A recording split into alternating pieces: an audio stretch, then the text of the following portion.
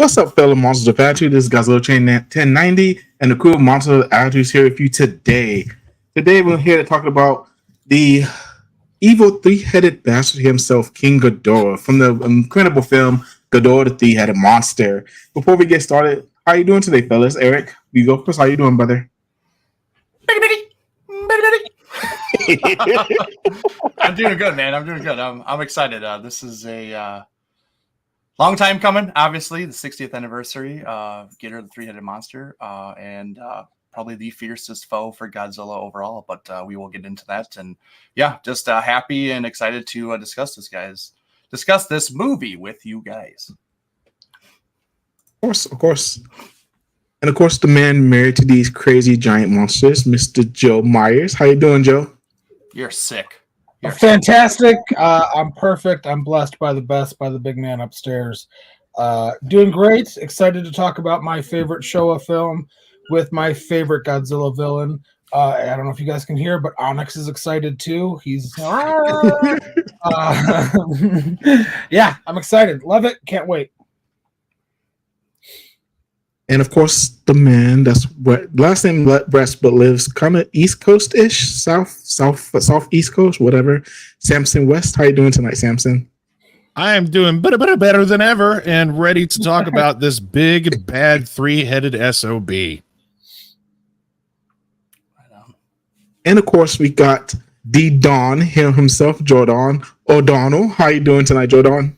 What's going on to all of my MWA brethren? It is an extremely exciting experience to be here. This is my first Godzilla movie ever, and so it is definitely an honor to be here to represent none other. Representing full force there. Doesn't get any better than that. Yeah. Most definitely. So of course, we gotta hop in the comments real quick. And he said, and of course, Nathaniel Plummer's there. Nathaniel, I like the ladies, but instead of this show being called Monsters of Attitude, it should be called Bearded Men with Sex Appeal. You heard it here. Oh boy! I have no comment. We're just going to get started, guys. I'll take it. I just want to say thank you, Nathaniel. Always a constant supporter of our shows and always here tuning in. So thank you, brother. Usually the first supporter to be in here too. Mm-hmm. Yeah. I tell Well, you, I mean, we do be having. Oh, sorry. Go ahead, Joe. I was just gonna say the thing that won my wife over was the beard and the dripping sex appeal. I mean, I've got rugged good looks and a boyish charm. They think I'm cute like Snoopy. And then you went and cut it all off. Yeah, well, it'll be back. Yeah. It's growing back in fast too, so Yeah. probably get back before G Fest. Oh yeah. Assuming I don't cut it again. But Yeah. All right, I guess let's go ahead and get started, fellas.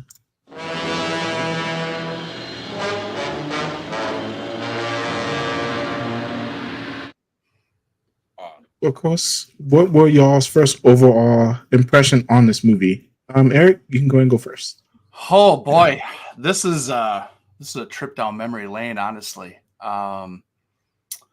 So my vaguest or most one memory I can actually remember about this is that my aunt actually bought this on VHS, and that's actually how the first time I actually saw it was at her house.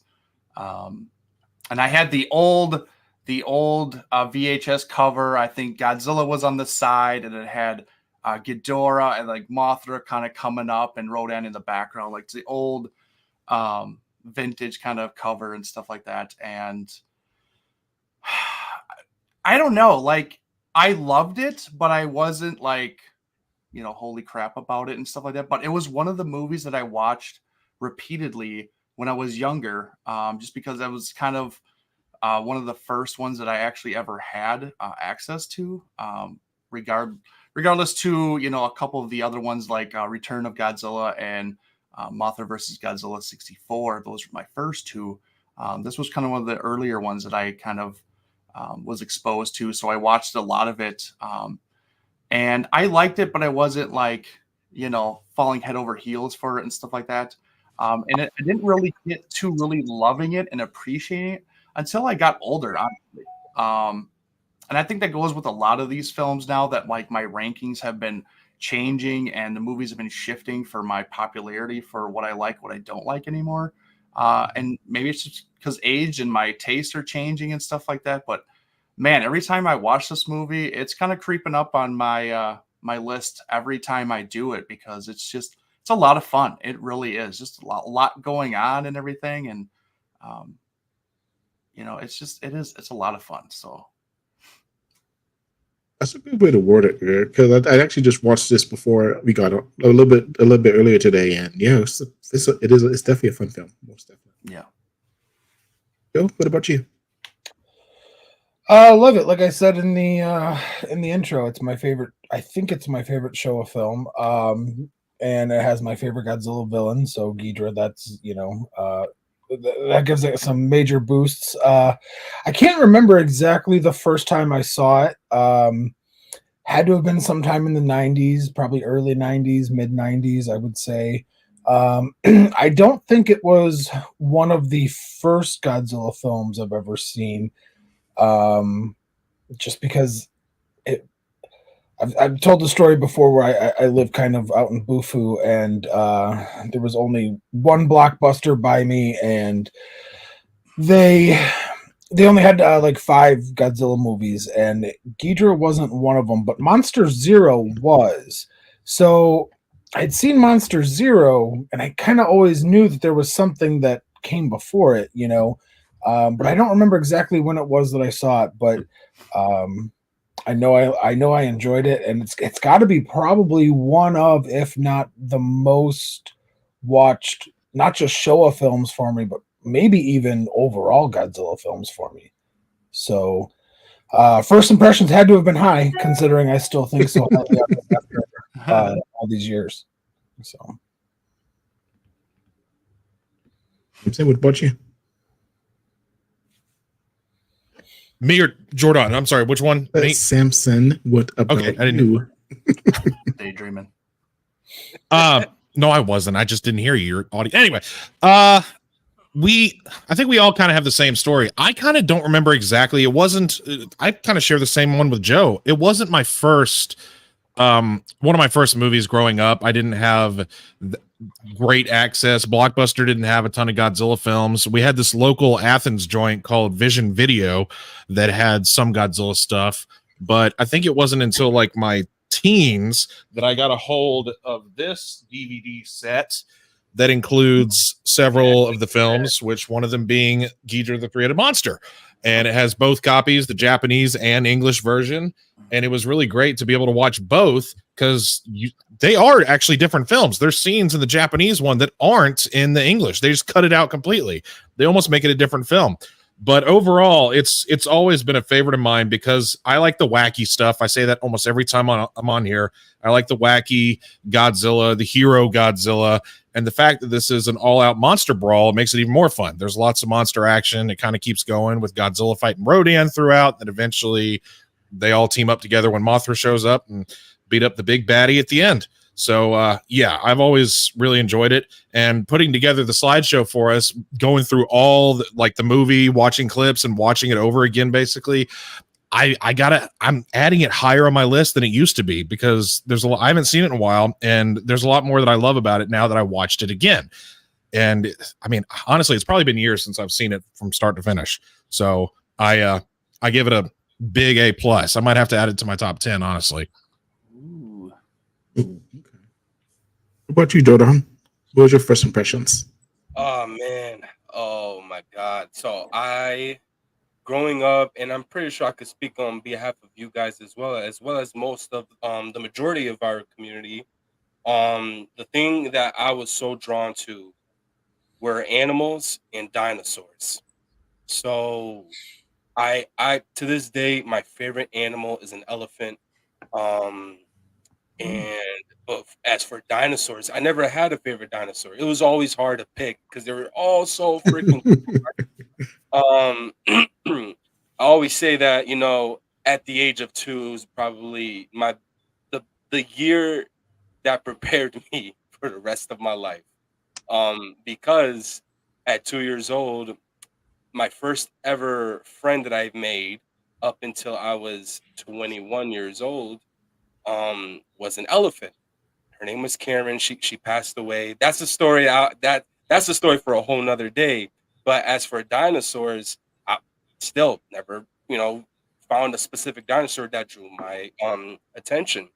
So my father, he was in the military. My dad was been serving for I think between 6 to 8 years.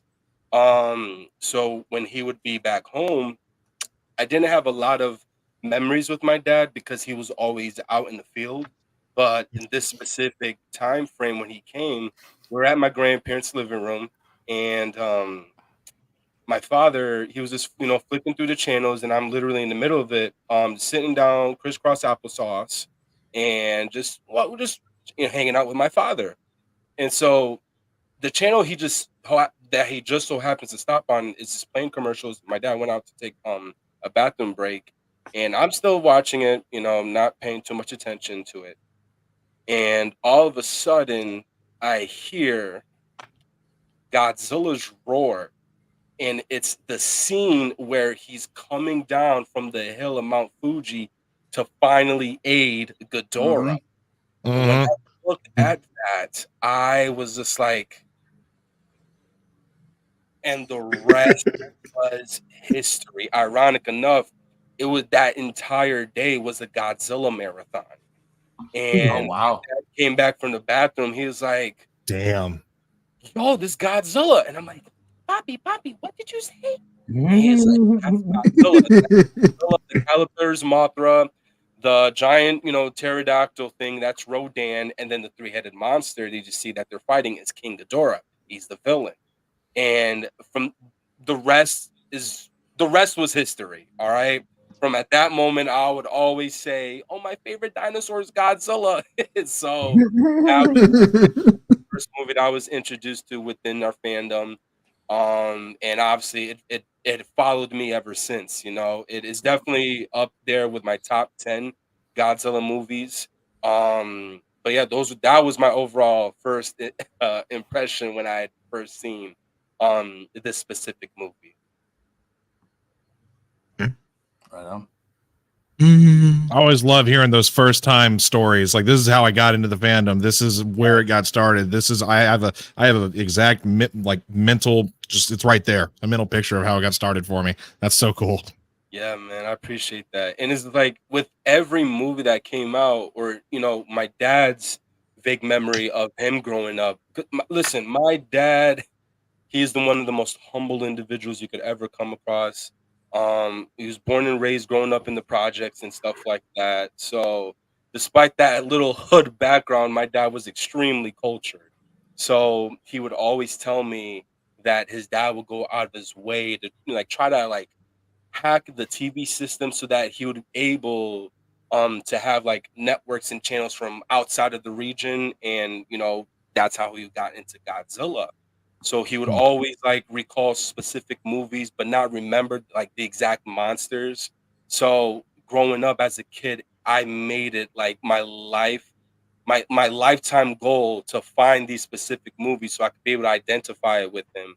And those were one of our most memorable memories shared between oldest son to father. So every time I'd see it, or even he would go out of his way to buy VHS cassettes on FYE or other local video shops, and he'd be like, "Look, son," or go to Blockbusters and would tell me, "Hey, listen, we could watch this tonight, but you got to eat your cold lunch for lunch that your mom prepared for you. If not, we're not watching it." And it would just be an amazing time. Mm-hmm. Oh, that's awesome, Rodan.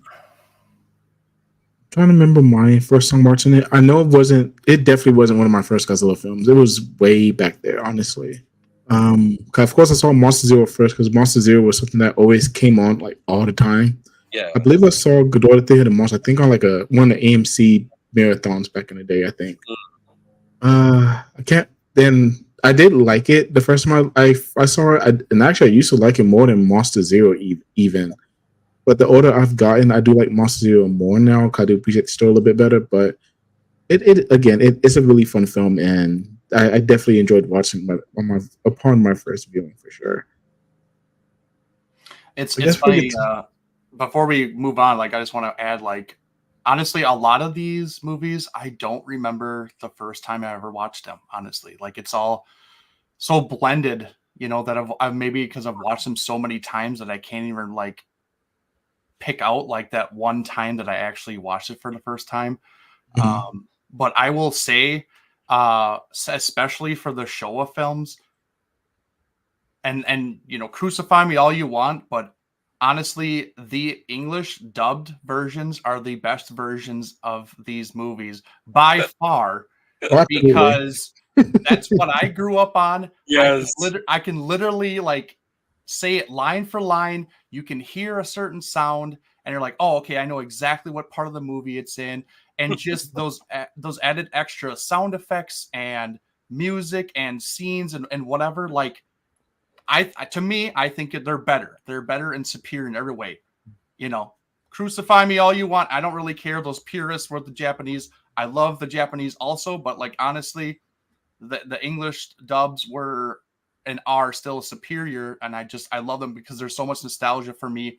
I just remember them so much more that way, that like I want these companies that are re-releasing these movies to put the god dang English freaking dubbed versions in these releases, so we actually have them on higher quality releases instead of always the Japanese. I don't get it. I love the Japanese, don't get me wrong, but like, man alive, like I grew up on that shit. I want that.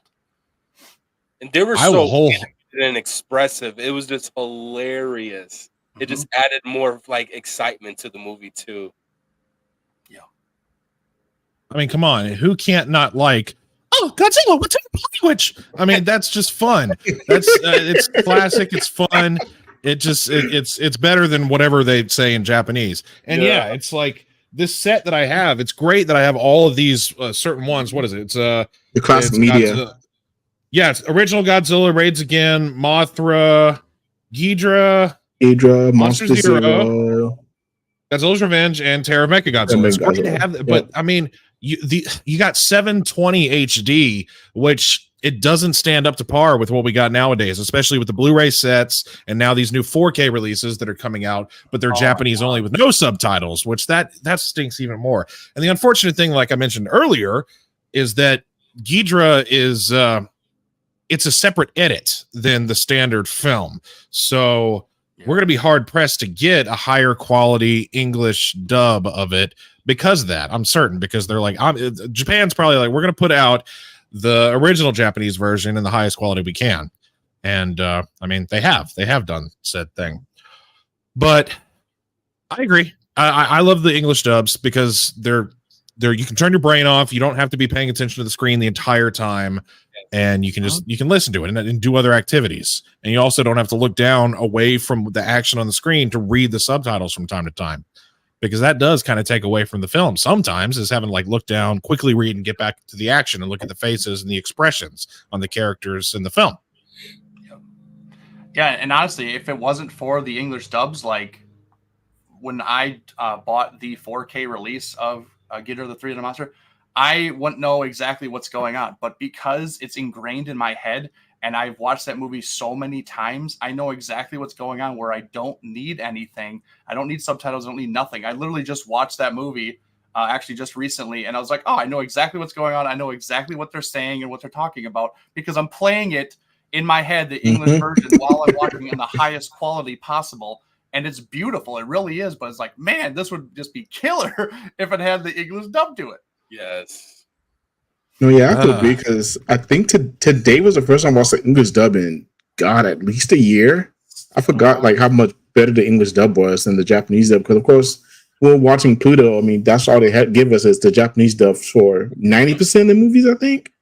So what we being able to be watching English was just it was perfect. I loved it. Yeah, absolutely. Exactly, Nathaniel. You ain't wrong.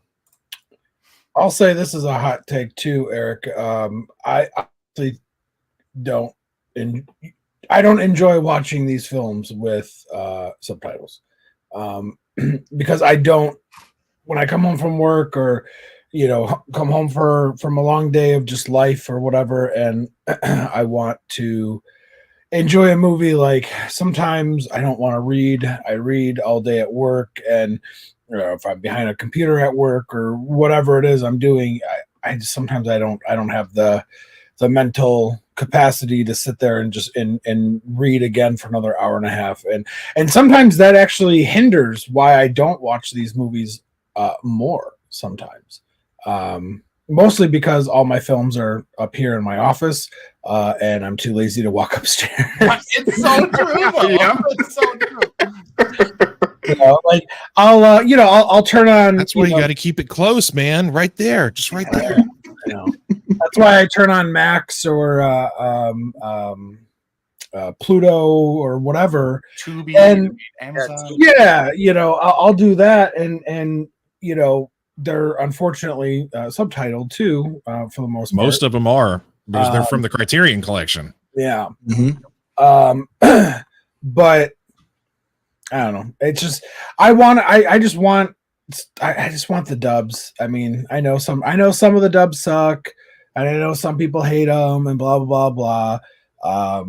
But I think that they'd be more watched, and even with people that are not necessarily fans but are geeks or nerds of other things, I think they might give it a shot a little bit more readily, if they had the dubs on there. I don't know. Maybe I'm wrong. I don't know. Maybe the anime fans are used to reading subtitles. Yeah. I don't know. But that's just me. Whenever I do movie nights over on my channel, my Twitch channel, I try to make, even if it is the lower quality ones, I'll pop in the DVD and we'll watch with the funny dubs, because everybody can keep track of it. And they don't need, I'm not going to force my fans to sit there and read let's listen to it, because it's also funny. It's funny and it's entertaining. It makes it, the laughability. I mean, these are goofy movies in a way.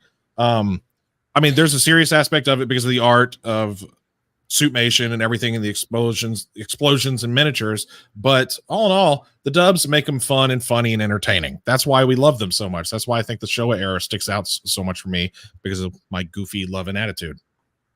I also want to say that I think the only Godzilla film that I prefer the Japanese version, or like subtitled, I have to say -1, because but again, maybe that's because that's the only way we've seen it.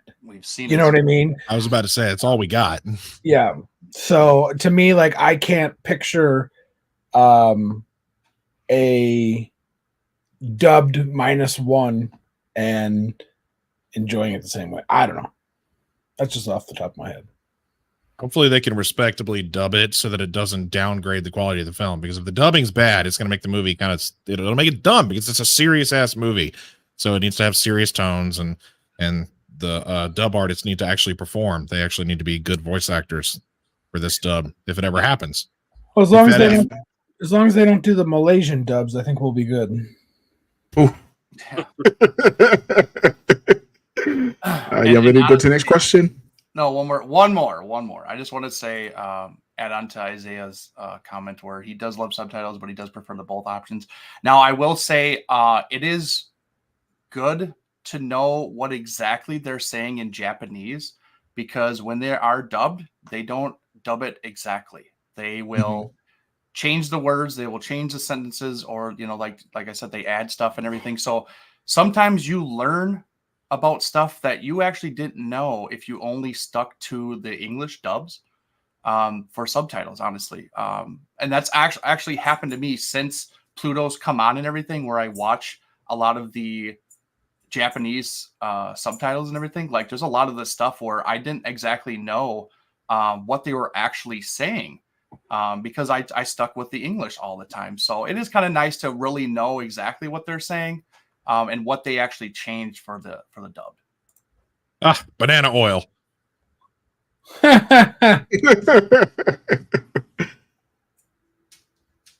And Leslie has a point about Shin Godzilla because I watched that first subbed and that was a lot of reading. I mean, it was a lot of reading. Plus, they went super fast. Yes. Like fast. So y'all are saying I need to see it in English. Yeah. This is literally we just have to learn Japanese. Yeah, exactly, Nathaniel. Just call them Japanese. Sounds easy, Easy, right? right? Yeah, right. Extensive brain twisting language learning process to watch these goofy movies that we like. Mm-hmm. Yeah. No, not hard. All right. Question. Next.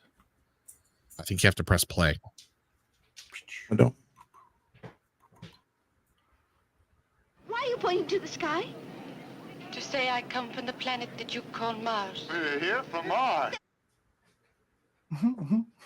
Political assassinations, alien possessed by possessed princesses, mystery meteor from space. Let's talk about the plot. It's absolutely fucking bananas. Let's be honest. It's one of the wildest plots that we've had thus far. Because before that we had Gojira, Raids Again, King Kong, and Mothra, and those all seem to be fairly down to earth. Everything seems to be in the realm of reality somewhat, and then all of a sudden we have all this stuff that's more sci-fi than usual for Godzilla. I mean, there've been other movies in the past, like Mysterians and stuff like that. So aliens are not new in the Showa franchise, but in the Godzilla franchise, this is a first for sure. Mm-hmm. And honestly, obviously, this was the launching point for their otherworldly space invaders and everything. Because from here on out, man, it just got crazier and crazier. I mean, yeah, we took a step back a little bit, in 66, 67 and stuff like that, but 70s, we're all crazy and stuff like that. We had Monster Zero, Destroy All Monsters. So yeah, like after this one, it was booyah, like here it comes. We're going crazy with the plot and the story and all this stuff. So to me, honestly, I could care less about this story. It's okay. It doesn't really grab me and hold me into the movie. I mean, realistically, it is the kaiju fights in this one. There's a lot of it. And honestly, like when I was a kid, I didn't watch this stuff for the human stories. I could care less. I mean, let's be honest, we are all here for the kaiju action and the kaiju that's fights. it. Yeah. And that's not a bad thing to say, honestly. Nobody is going into these movies like, oh man, I'm going to dissect the human stories and where they're from and what they're trying to accomplish and this and that. No, we did not do that. If you say that, you're a liar. You're a damn liar. We were here for the kaiju action. We got a lot of it in this film, and that's what drove the movie, honestly. And like I said, this was just kind of the starting of the craziness that was the show, honestly. So.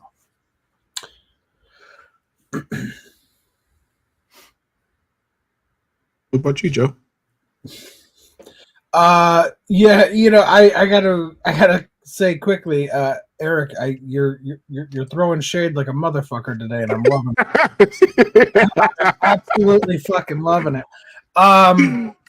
No, I agree. I did not, especially as a kid, watch these films for the plot. I mean, let's face it, probably 80% of Godzilla films have the wonkiest, weirdest, creepiest, corniest, campiest plots in the history of films, but that's the charm to them, right? I mean, that's why we all love them. It's because of how goofy and weird they are. I didn't. One of the things of the plot or the story that I actually found interesting was, or that I liked, was the princess and her being kind of like possessed, and like the foreshadowing and the warning almost. Like what does she call herself? Like the prophetess, prophet, or whatever. I think so. Yeah, something like that. And I kind of like that. That was kind of cool. Like, hey, I'm from this ancient civilization that this Ghidorah destroyed, and with the last of our strength or technology, we um, sent our subconscious somewhere else to warn other civilizations of the Great Terror. And I thought that was cool. I like those type of sense of dread type movies. So that was kind of neat. I mean, the assassination part, whatever.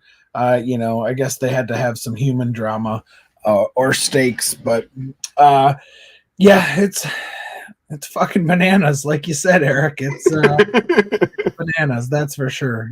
It's fun. I love it. It's great. It's bananas, that's for sure. But it's fun, and I, like I said, there are parts of the human story that I actually do like. Really, honestly, like I said, the prophet part is very cool. But yeah,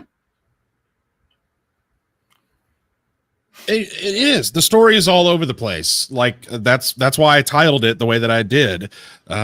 Political assassination, possessed alien.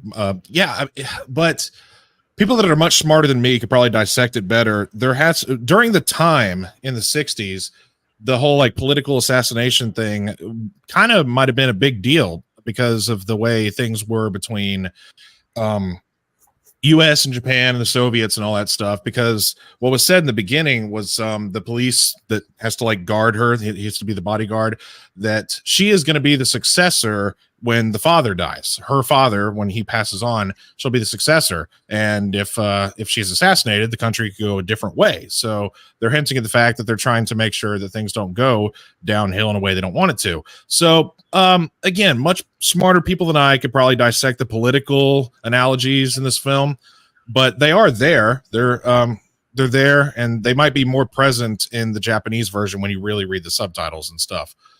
Other than that, yeah, the alien prophecy, the Martian girl, she that's kind of an interesting twist on things, that she is basically a entity that's been passed down from generation to generation. It was an alien spirit that landed on Earth, and it got dumbed down over time when they became humans as they evolved.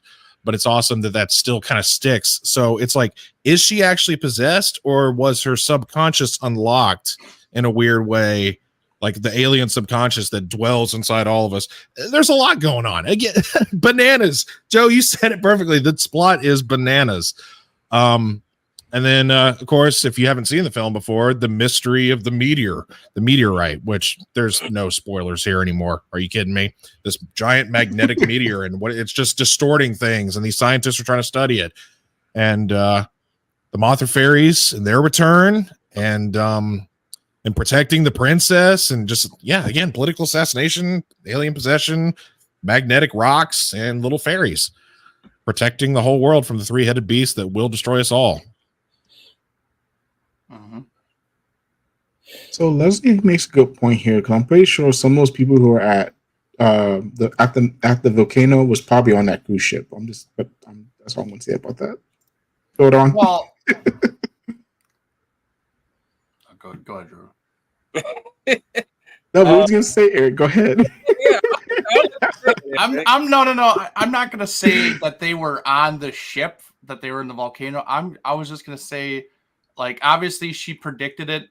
Rodan came out, and the news covered it, obviously, and everybody knew. And but when it came to the boat scene, everybody already knew about this Martian girl and predicting the future. And yeah, like, I agree. Like, why wouldn't you listen to her? Because she had already proven she was right the first time. And all she said was, hey, I don't want this ship to sail. And the captain's like, this girl won't say whatever on my boat. I'm the captain. I'll say if it goes or not, kind of thing. And look what happened. He dies, like just because his pride got in the way. But like, yeah, it's just, she had already proven it right the first time. Why wouldn't you kind of listen to her? Obviously, the twin fairies did go like, we're getting the hell off this boat because she knows something. Yeah, we're going to listen to her. So they had some sense, to actually get off. So that's all. That's all I'm going to say. Jordan. Oh my God. Well, obviously, as a kid, growing up, Eric hit the nail in the coffin. We don't watch these movies for the human dialogue. We only want to see, even if it's just a solo movie, we want to see monster action, right? Um, but to this specific question, just sticking to that topic, it is probably one of the most colorful animated scripts in Godzilla's entirety, or at least specifically the Showa era.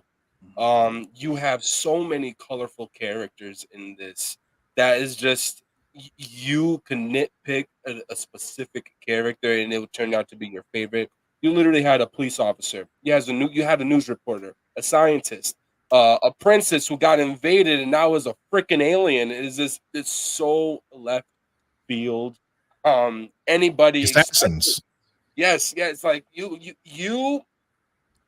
could show this to anybody whose introduction in recent years to Godzilla, or more so specifically the fandom, and would nitpick, like maybe possibly 2014, Skull Island, King of the Monsters 2019, and you would reintroduce it to a movie like this, they would be like, dude, what the fuck am I watching? I get it's Godzilla, but what the fuck am I watching? First and foremost, it's just like I said, we don't watch it for the human dialogue. We watch it because it's the stem to what we have now.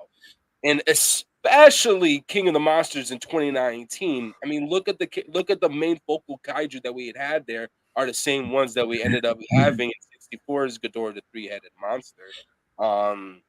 Obviously, two completely different separate stories. But Yeah. personally, preferably, I would always gun for the 64 storyline before the 2019s. All right. Now, granted, 2019s maybe a little bit more realistic, especially following the events of Skull Island in 2014. But oh my God, you just gotta love like the colorful language, especially the dubbing. There's just you wouldn't know what to expect. Basically, is what I'm trying to say, because the entire plot was so like such a curveball pitch, but you just grew to love it.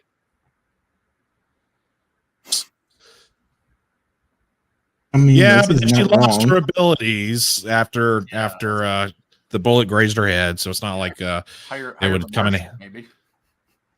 wouldn't come in handy anymore. And here's something that I have always wondered about the human cast: the female reporter that is the sister of the officer. Is she the exact same reporter from Mothra? Is she supposed to be the same reporter that tagged along with the Takarada? Yes. So it's the same character. Okay.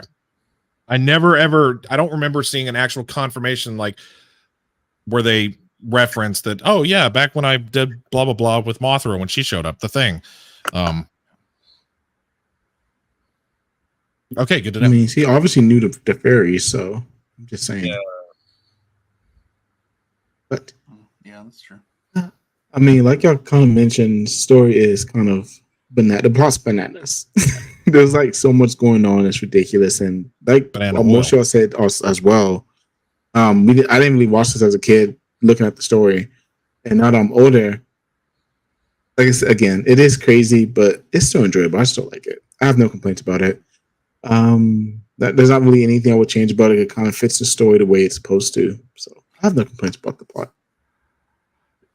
I will say it honestly can be slept on. It's not, because of the monster action, you can almost just not even pay attention to what am I missing? No, finish your thought. It's kind of hard to when you're all cackling like little schoolgirls at whatever Leslie said again. Finish your thought. Yes, finish your I don't even, well, my ADHD brain got lost in trying to read Leslie's thing, so I don't even know what my thought was. Thank you for being nosy. So yeah, you know what? And honestly, Leslie, you bring up a great point, because honestly, at the end of the movie, I really thought that he would have gotten with her and everything, and you could see the tension that kept like it was there. It was there. Like she wanted to jump his bones, but she was like, "I'm a princess. I can't do this. I need to be political here," like and everything. And he was like, "Hell yeah! Like she's a princess. Let's do this." But, do you need a Private bodyguard, I'll come with you to sell whatever your country's called. I forget already. I would have left. Yeah. I would have gladly left. Yeah, if he should have left with her on the plane and everything. Obviously, he had a lot of regret, maybe, with watching the plane go off and everything. But yeah, I agree. Like, I always thought they should have gotten together, and that was a missed opportunity. Oh well, what could have been? On to the next.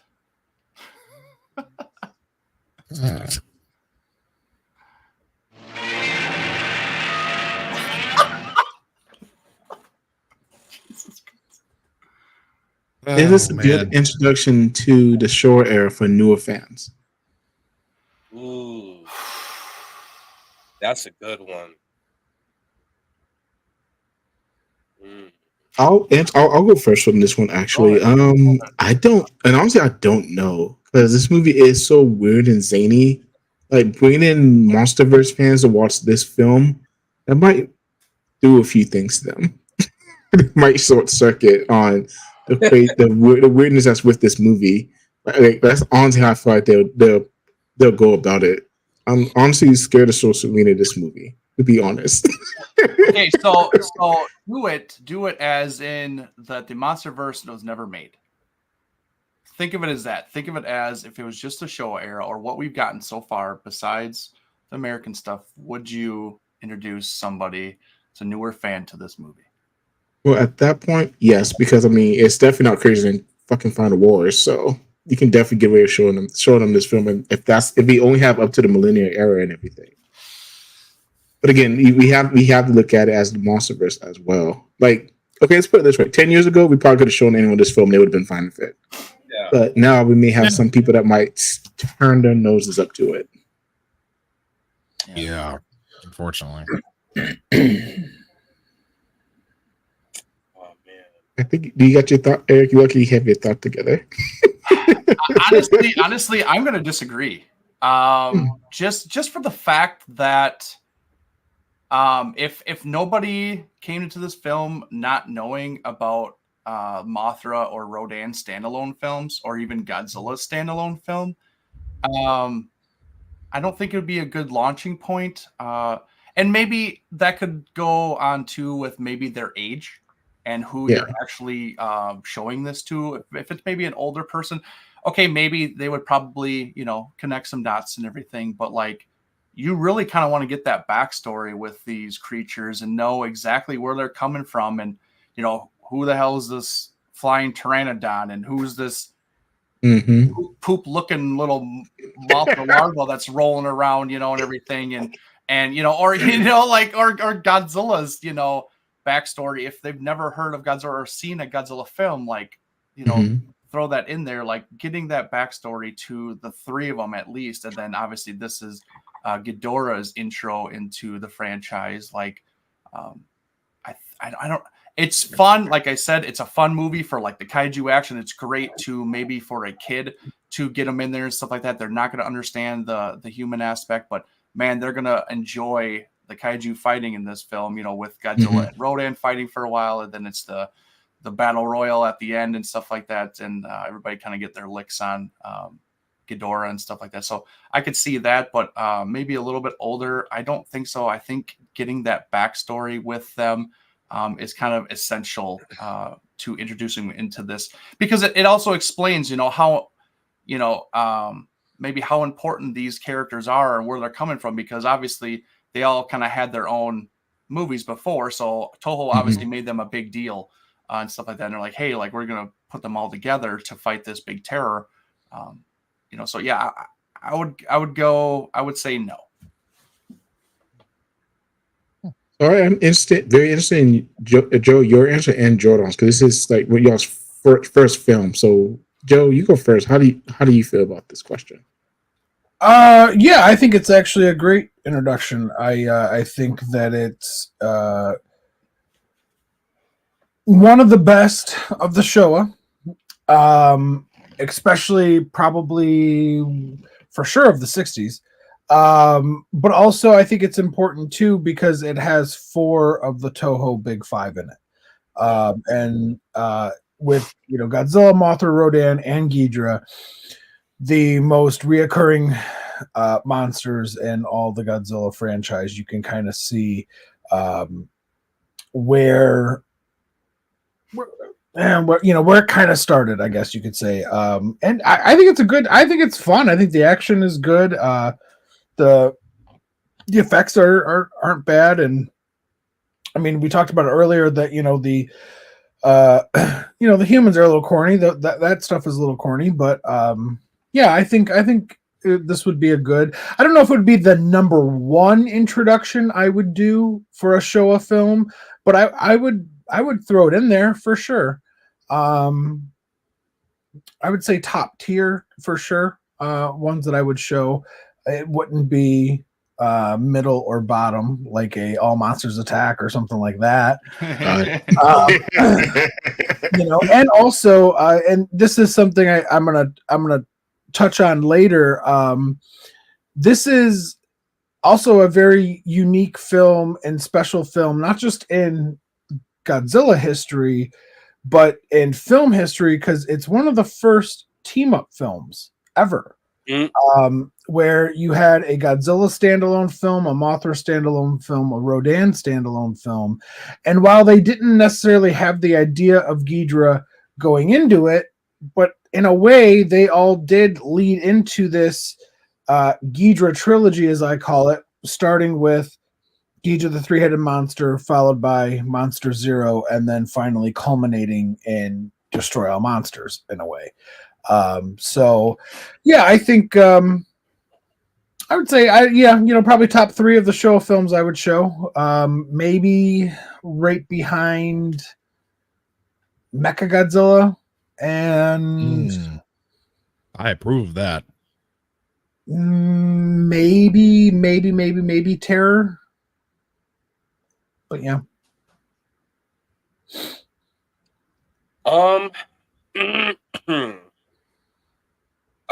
I'm still like taking into consideration of the age groups. I will say this that will then follow up with my personal answer to this. The Godzilla franchise has such an aura that in my opinion cannot be compared to anything, especially within recent years within the mainstream audience. I know a couple of days ago we were talking amongst ourselves about the whole, revamping certain movies or certain shows, more so specifically Teen Titans Go, and obviously the OG Teen Titans and stuff like that. Like it goes horrendous. They should have never made it, but being that I for oh my god, a countless amount of years, 10 years, I would say that 10 plus years, I've always worked around children, whether it be at campsites, after school programs, even recently becoming a substitute teacher. And obviously one of, if they didn't recall me by my name, the other nickname they would give me was always Godzilla. So circulating around the hype within those years of what was to come for Godzilla, whether it be 2014 or um Monster Planet on Netflix, King of the Monsters, Skull Island. And mind you, on that Teen Titans Go topic, every before the beginning of every after school program, the teachers would put on their projectors, Teen Titans Go before the program actually started. So I would be Yes. like, man, in my head, and I'm looking at the teachers, I'm like, they're like, it's like, I'm like, I'm gonna put them on to peak, and I'll put on Teen Titans. The kids hated it. They were like, what is this? Get this garbage out of here, Jordan, or Mr. Godzilla. And I'm like, what? So, whatever the case may be, but this is where everything connects to. Godzilla Right. has such a different aura because I will show them, like they would, come up to me and see that I'll be watching on my phone, or there were times where I even put up on the projectors of a classic Godzilla movie, and the kids were just glued to it. They weren't glued to Teen Titans, but they were sure as hell glued on to a classic Showa bout.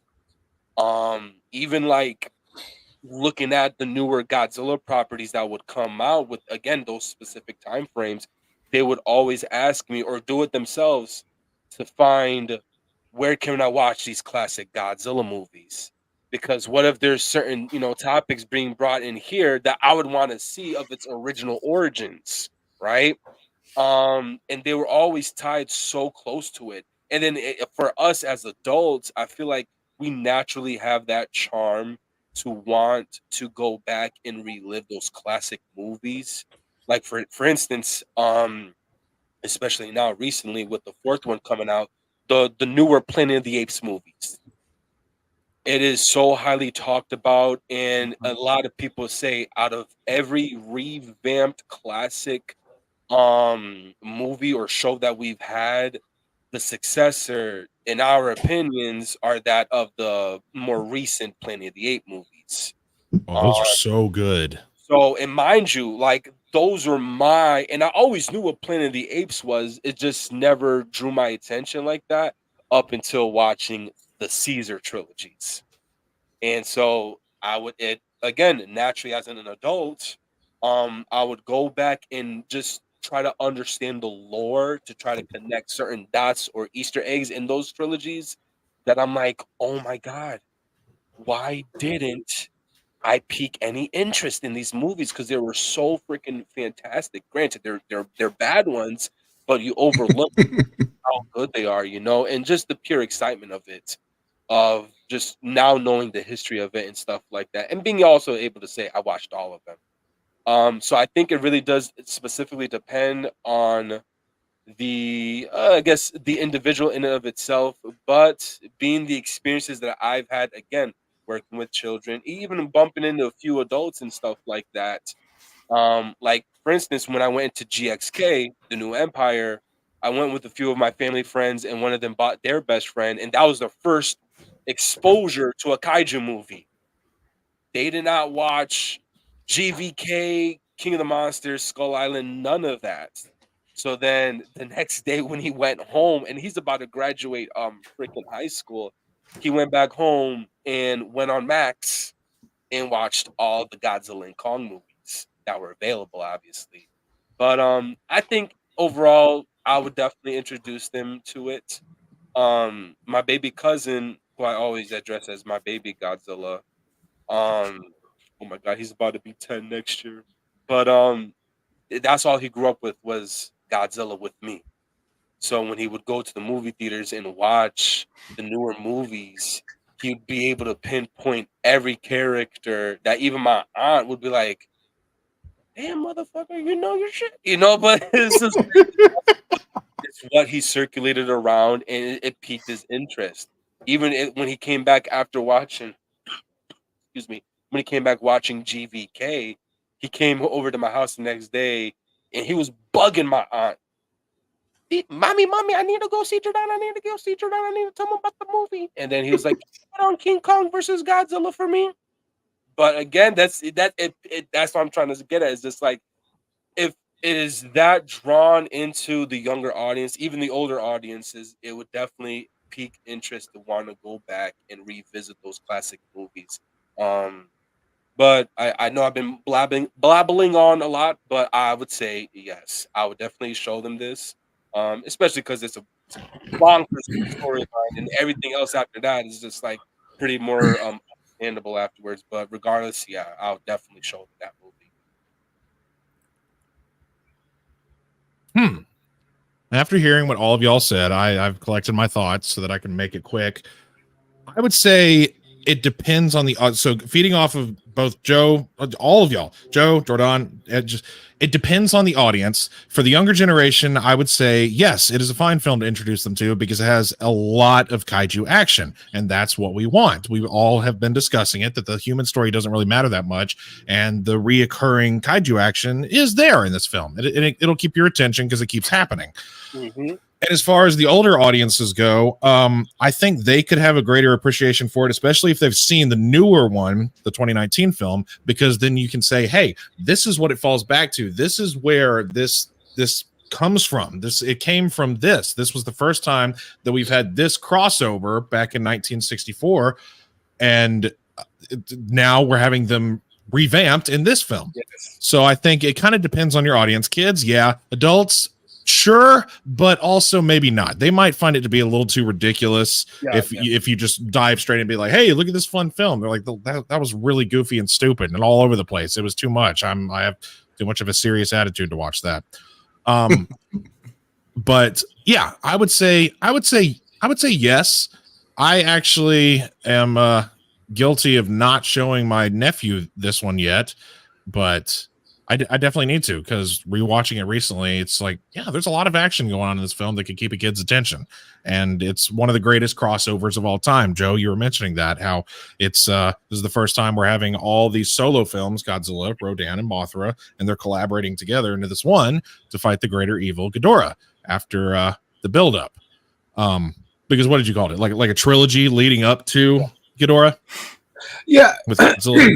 Godzilla, Rodan, and the like standalone films, Godzilla, Rodan, Mothra, and then also Mothra versus Godzilla, which has them together. Yeah, it was almost kind of like the the MonsterVerse before the MonsterVerse, or the Marvel Cinematic Universe before the Marvel Universe existed, as you had these standalone films culminating in Ghidorah. Look at Ghidorah, as I always say, the Thanos of the Godzilla universe. And I was going to mention that Thanos, it kind of all comes together. And then with so Godzilla, Mothra, Rodan leading into Ghidorah, which then they had the Ghidorah trilogy, which was Ghidorah, Monster Zero, and then Destroy All Monsters. Oh, so you're just going to leave out Gigan. Okay, I see how it is. Yeah, I mean Ghidorah was like a side character, like no, I'll let you know that. Don't get me wrong. I love Gigan. I mean, I'm not talking shit about the movie. I'm not talking shit about that. But unfortunately, that movie, in my opinion, ruined Ghidorah because in every other film he was. It took multiple monsters to defeat him, but in that film, him and a teammate couldn't take down Godzilla and Anguirus. And I'm sorry for all you Anguirus lovers out there. I love Anguirus too, but Anguirus is not known for being a heavy hitter kaiju. And the fact that Godzilla and Anguirus were able to repel Gigan and Ghidorah, that didn't. Bode well, shall we say? I'll say I will agree with it. As much of the love that I have for this as I do, you're not wrong, because the other previous films, Ghidorah, Monster Zero, and Destroy All Monsters, Ghidorah was the main villain, and in Gigan he wasn't. He was on the sidelines, and he kind of came in every once in a while to like, all right, tag in, and then he did something. But also, with this film, this one that we're talking about, this is basically the only movie that has like a sub movie in it, Godzilla versus Rodan. There's no real Godzilla versus Rodan. That was never a film on its own. Right. This one has like a pretty great, it's actually a cool fight. You get two big fights in this film. You get Godzilla versus Rodan for a while, and then eventually they all team together for the greater good with Ghidorah at the end. Yeah. Which I've always found to be kind of an interesting side note about the film, that it has its own sub film inside of it. That's actually a good point, Samson. Yeah. Which I was going to bring this up later, but I guess we can bring it up now since we're talking about it. Rodan was giving Godzilla the business. Was Godzilla going to beat Rodan if they kept fighting each other the way they were? Because that was actually a pretty good fight. Say that one more time. What did Godzilla have defeated Rodan? Because the whole fight before then, Rodan was fucking his shit up. So I don't know. That fight was a lot closer than we thought it was going to be. Honestly, I don't necessarily think that Rodan was, messing or getting one over on Godzilla. I just think Godzilla hadn't adapted yet to fighting an aerial foe like that. Yes, which is fair. That's me right Yeah, there. I mean, Godzilla always has the disadvantage until he figures it out. He's kind of almost like, like a Batman or a Goku in that sense, where, Frieza, the Joker, Bane, or whoever are going to win at first, and then, or like in Captain America Civil War, Captain America is fucking beating the brakes off of Iron Man, and he goes, Friday, adapt, or whatever the fuck he says, and she learns his patterns, and then Iron Man takes over. Like Iron Man, Captain America, Iron Man is always going to be stronger, faster, more powerful. Captain America had battle experience. Iron Man is Godzilla. Captain America is Rodan. Where maybe Rodan didn't have the battle experience, but Rodan had the speed, and he was. I'll give him this. He was definitely more durable than I think maybe people were expecting. But then I just think it would have taken time for Godzilla to adapt. Godzilla always comes out on top. If Godzilla was ever going to legitimately lose to somebody, I guess I would have rather it have been to Rodan than two larvae Mothras. But oh, here we go. But no, I don't see Godzilla ever losing to Rodan. Man, I don't know. When he dropped him and Godzilla got that electric testicular torsion, that was something else. I'm surprised he came back from that. It looked pretty painful. Pretty painful. Well, that's the thing. Like Rodan was getting like good shots on him, but Godzilla just kept coming. Like, yeah, very true. It wasn't phasing him at all. Like he was still standing toe to toe with him, and honestly, Rodan I don't think could have lasted or endured. What Godzilla? It probably would have flown away. Yeah. At some point. I mean, he has this wind attack. Sorry, Samson. Go ahead. Oh, when he did that wind attack, that was like him kind of starting to be like, "Oh God, Godzilla's getting a little too close and hitting me a little too hard. Let me push him back with my wind attack," and he did that. But then eventually Godzilla started throwing rocks, and the puppet started volleyballing it back and forth like they did. So, yeah, that was actually a good point. Like, I don't think that Rodan has the attack power to take Godzilla down. He's durable as shit. I'll give you that for sure. He's durable, but I just don't see Rodan having the firepower. Yeah, the firepower, the attack points to really take Godzilla down. I mean, besides maybe dive bombing him at full speed and then at the last possible second shooting back up, and that shockwave within inches of Godzilla's face, maybe it'll knock him out for a minute or two. But I mean, not knocking Godzilla out isn't beating him, and because Godzilla's gonna get his head back together and be like, "All right, now I'm gonna really mess you up," And while we're on the Rodan hype train here, I will say this is the best showing Rodan's ever had in any movie, shape, or form. Absolutely. Even Leslie was saying, he was, got some good looks on Godzilla and stuff like that. Dropped him and everything, but also like he picked a fight with Ghidorah too. Like let's not forget that he flew over him, smacked him in his head, kind of like a bitch slap kind of thing. He's like, "Hey, come get me." And honestly, like my favorite part probably in that whole movie is where he's leading Ghidorah off, and all of a sudden turns around on a dime and just straight up just kamikazes him. Like, right, a great freaking moment in that film. I give props to Rodan. I mean, because he was taking on him head to head. He didn't give a shit. He's like, "You know what? This is my last ditch effort. I'm going head on to this guy." Just put on the brakes and did a freaking Maverick move on him and just bam, just nailed him. I mean, yeah, it didn't work, but still, like he tried. Yep, head to head to head to head. So yeah, I want to say, Leslie, me and you're gonna have some fighting words right now. I wish you were on the stream. I'll give you this, that Rodan and Godzilla was technically a draw because the fight was never finished. Mothra intervened and convinced them to team up against Ghidorah. The fight was probably a draw. I agree. However, I think if the fight would have continued, eventually Godzilla would have won. Absolutely. That's what I'm saying. Absolutely.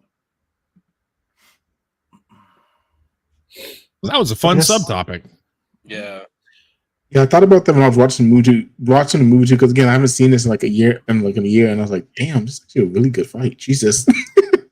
Eric, you think this was a better outing for Rodan than anything? Yep. And I agree with him. I'm I do not too. I'm not even the biggest Rodan fan. I've said that before. Like, I'm not a huge Rodan fan, but this movie, like, even over his solo film, like, I thought this was his best performance out of anything that he's done or been a part of, honestly, in the whole franchise. I've always given 60s Rodan above 50s. I mean, yes, you got to like originals for what they are, but I like something so much more about 60s Rodan. And I think it might be a biased opinion just because he's in a Godzilla film. But 64 is a doofy looking one. 65 looks cooler. But yeah, 64 did better. 64 performed a lot better. Yep. I say I'm I'm laying the gauntlet out now. Monsters with Attitude versus Cam. Joe versus Leslie. Debate for the ages. Presidential debate. November 2024. Leslie P. Chambers versus Joseph A. Myers in a heated debate. Town Hall. Head to head. God. Beard to beard. Yeah, beard to beard. Me and you, I'm throwing the gauntlet. Make my day, pal. Now, Nathaniel, Rodan had a good, like, outing, but he didn't do enough. Yeah. He could have had the best everything in that movie if they actually would have done more with him, but they didn't. They gave him an exceptional entrance and everything, and then just kind of threw him in the back burner, honestly. Yeah. He was Starscream. That's what he was. Well, we're getting to that. We are getting to that. We'll get to that though. Yeah, sorry. You ready to go to the next question? Yeah, go ahead. Yeah. Good.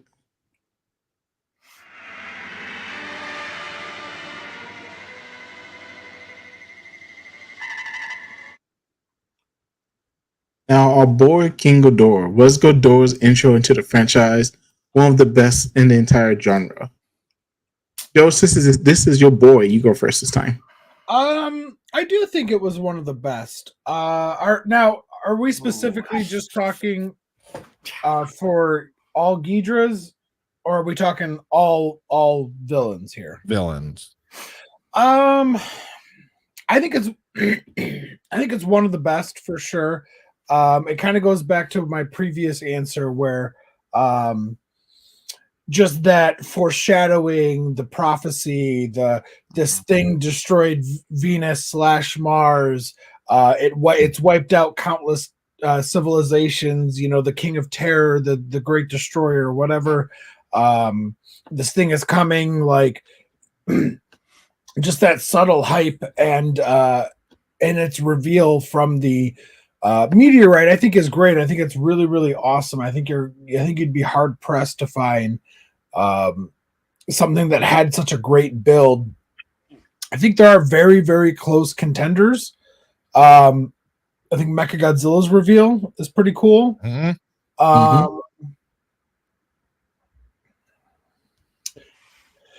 I think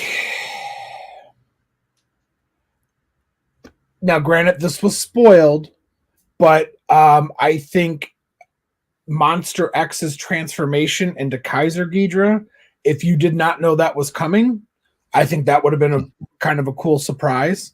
But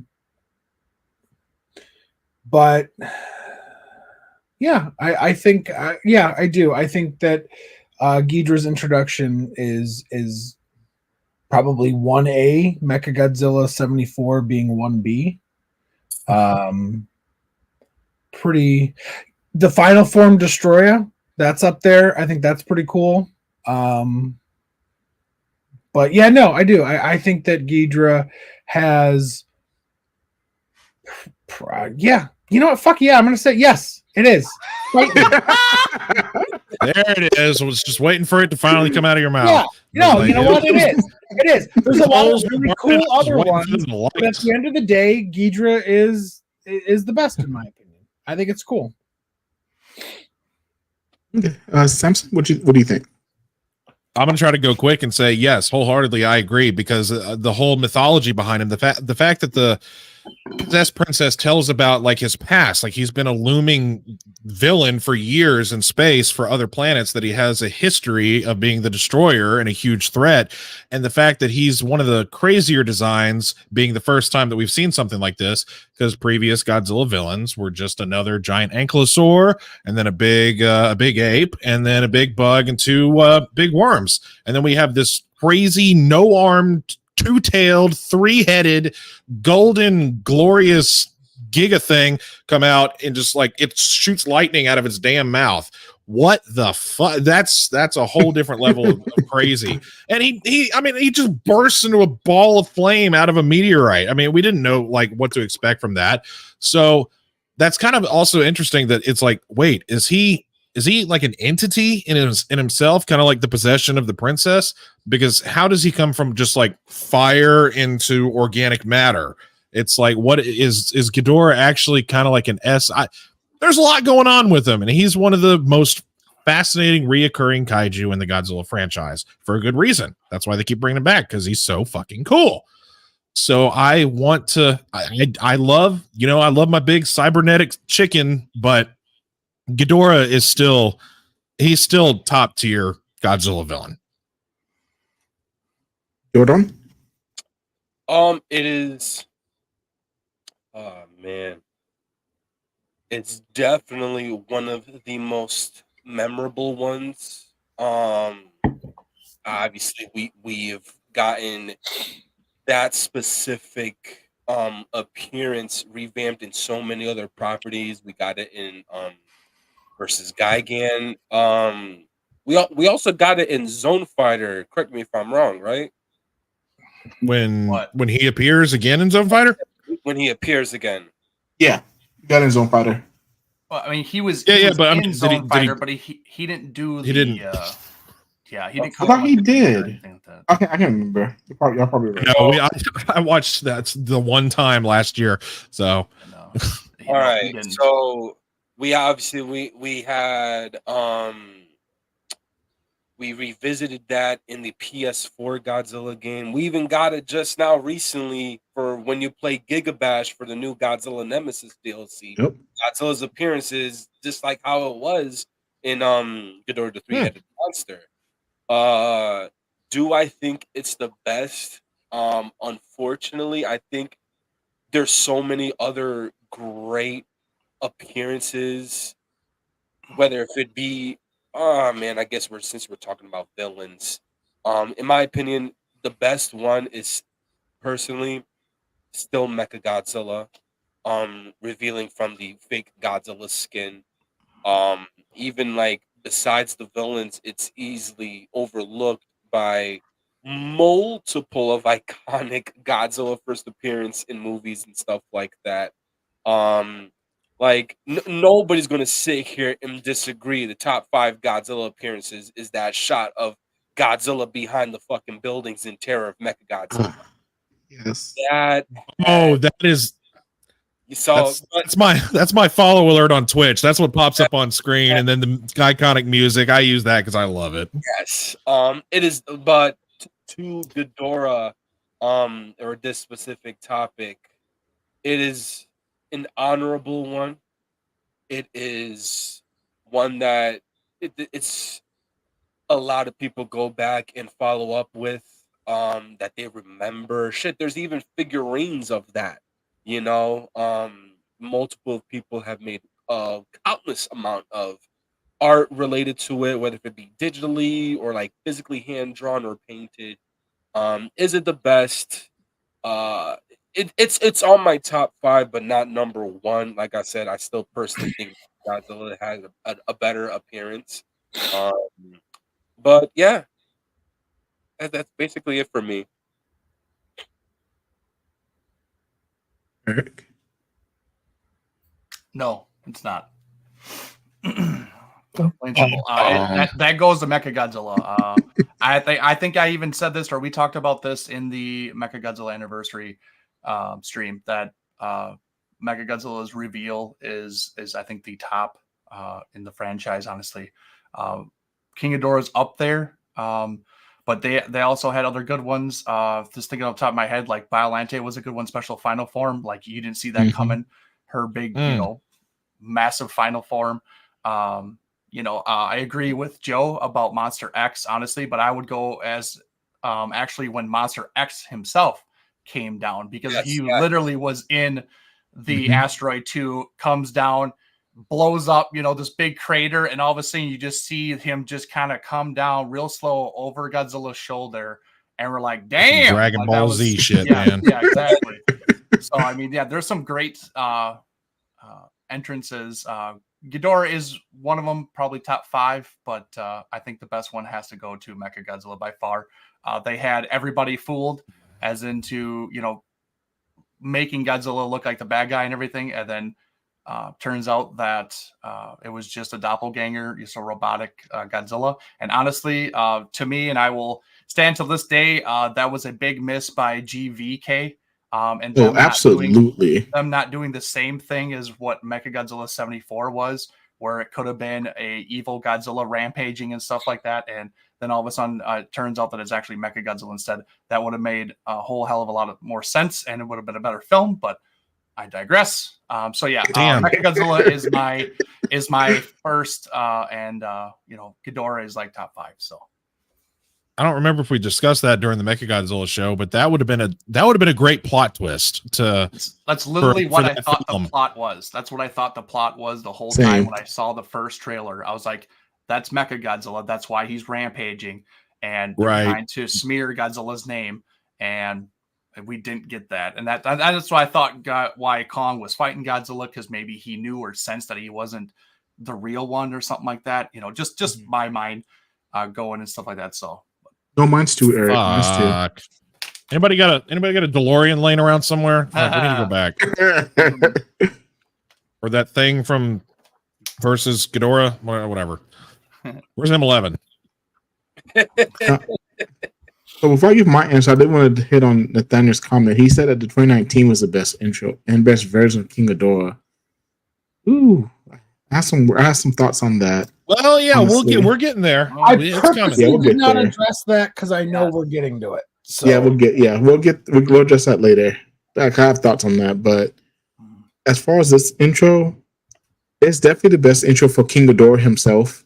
I mean, I do make a good point. Monster X was pretty badass, but as far as King Ghidorah, like intros in general, I definitely have to put Mechagodzilla 74 on top of that, and a lot of Godzilla entrances on top of that. So I'll have to say no. It's not the absolute best, but it is up there. It's probably top 5, top 10 for sure. See, what I had in my mind, I thought I didn't know. The wording of the question was a little like up to the imagination. Are we talking, was this the greatest intro of Ghidorah? Was this the greatest intro of a Godzilla villain? What are we talking here? So that's why I kind of landed on, oh man, out of all the Ghidorah intros, this one's definitely the best. It was top tier. And hey, if we're doing just Ghidorah, I still disagree. Well, I mean, this one and 68 were the same one, and then 65, I mean, all of a sudden, just there he is. So I don't know, the fireball burst, and then there he is, just an organic 3-headed motherfucker. That's a good way to grasp your attention. If we're just talking Ghidorah, then who is it, Eric? Or should we wait? No. I'm talking if it was just Ghidorah's entrance in any of the movies, it's not this one. I know. I asked, which one is it? Which one is it? Or do you want to wait to answer that? It ties in with. Okay. All right. Got it. I think we're ready for number next. Oh, God, I hope that one's next, because we're already segueing right into it. That would be great if we could segue right into that. Actually, I don't remember what it is. So. I know, I'm the one to put it together. Whoa. It skipped. Is this version of King Ghidorah the best we have in the franchise? I guess. Go ahead, Eric. Since we're already segueing that way, slowly but surely. I'm gonna get my energy drink and be right back. Oh, this one's tough for me. This one's tough because, oh man, fuck. I will say, oh God. this one's tough. This one's tough because I really, really love 64 Ghidorah. I really do. And that's like the epitome of, I think, Ghidorah is the 64. But I really loved, it's going to go into the other question, but I really did like the redesign in 2019. Like, it was my favorite redesign out of all of the monsters that came out. Like, hands down, not even close, in my opinion. I thought they stayed truer to his look and everything and whatever. But I really loved it, the 2019. But when I think of Ghidorah, I always come back to 64, the original, the Showa. It's just his crazy waving heads, just psycho shit kind of going on, and he's like, to me, he's like a stormtrooper trying to hit somebody because he's just firing beams off, but he can't hit anybody, you know. But somehow he can still try to, like, he can still focus it and actually be very accurate when he really wants to and everything. But yeah, it has to go with 64. But oh man, 2019 is like right on his heels. There, Yeah.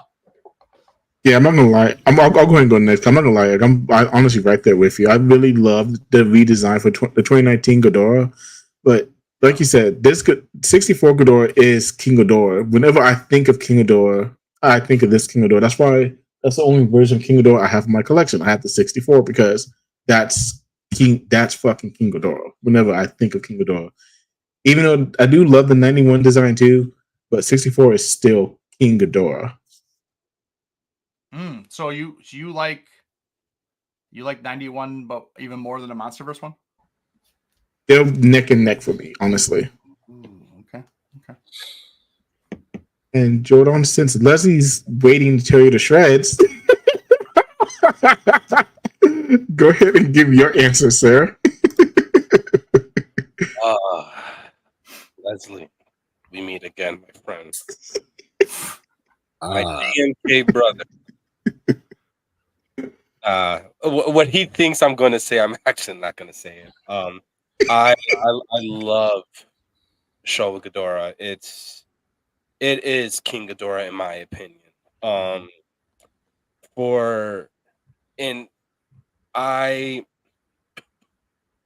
gonna jump on the Eric bandwagon when it comes down to legendaries. So neck and neck, like 1A and B. A would be Showa, B is definitely going to legendaries take on King Ghidorah. Second is GMK Ghidorah. Y'all already know I fucking hate 91. Who the fuck let this guy on the stream? He likes chicken feet, Ghidorah. Eat my fucking anaconda side shit I leave in the fucking toilet and leave it at that. Number 3, that goes. I guess that would be another A and B. A would be Grand Ghidorah, and B is definitely Kaiser. I'm not gonna rank all of them because there's so many interpretations. Yeah. And listen, it's true to the source material, you know, without that Showa Ghidorah, there'd be no other interpretation of Ghidorah, you know, from the many, many years that had went on up until, you know, this very moment. So it is come on, man. It's you cannot go without saying, or it's not even just that, you can't go without thinking of King Ghidorah, and the Showa Ghidorah is not the first thing that pops in your mind. Leslie, fucking King Ghidorah. Watch your mouth, son.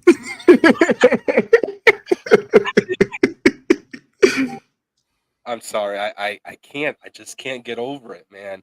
I feel like maybe it's just also because it's just like I'm not a like a diehard fan of the design.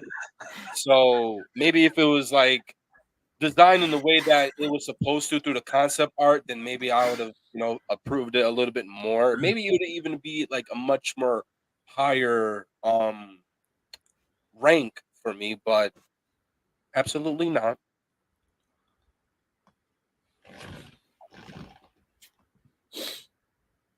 Simpson? All right. So, gotta love the 60s Ghidorah. The one, the only, the classic. If you pull that picture back up that the freeze frame is for the video, that is one of the most iconic poses of all time. And I'm pretty sure that most people that there's the very specific kit that is that's based off of this image here that most people sure like is. because of his contorted heads and just that coming that home. very just Coming home. oh, that's right. Oh. Oh man, that's exciting. So yes, I do love 64 Ghidorah, but there's just something where they tweaked the suit a little bit more for 65. I don't know, they made him kind of beefier and his wingspan looked a little, I don't know, a little different and kind of like wider instead of it's so tall, they were wide. So he kind of had like a more menacing, like, it's kind of hard to describe because you got to love the one, the only, the classic 64 Ghidorah. This thing is a beast and the wingspan is amazing. And he just looms over most of the figures in your collection. But they make a 65. I would love that. I know there's not much of a difference. Let's be gentle. But I still would like to see a 65 since they were able to make a 68. And they made 68 first. It really comes to where the wings, the base of the wings connect, the base of the wings connect to the body. Because in 64, they come down to a very fine point. And then for the others, they add like a scale beefy body to the anyway.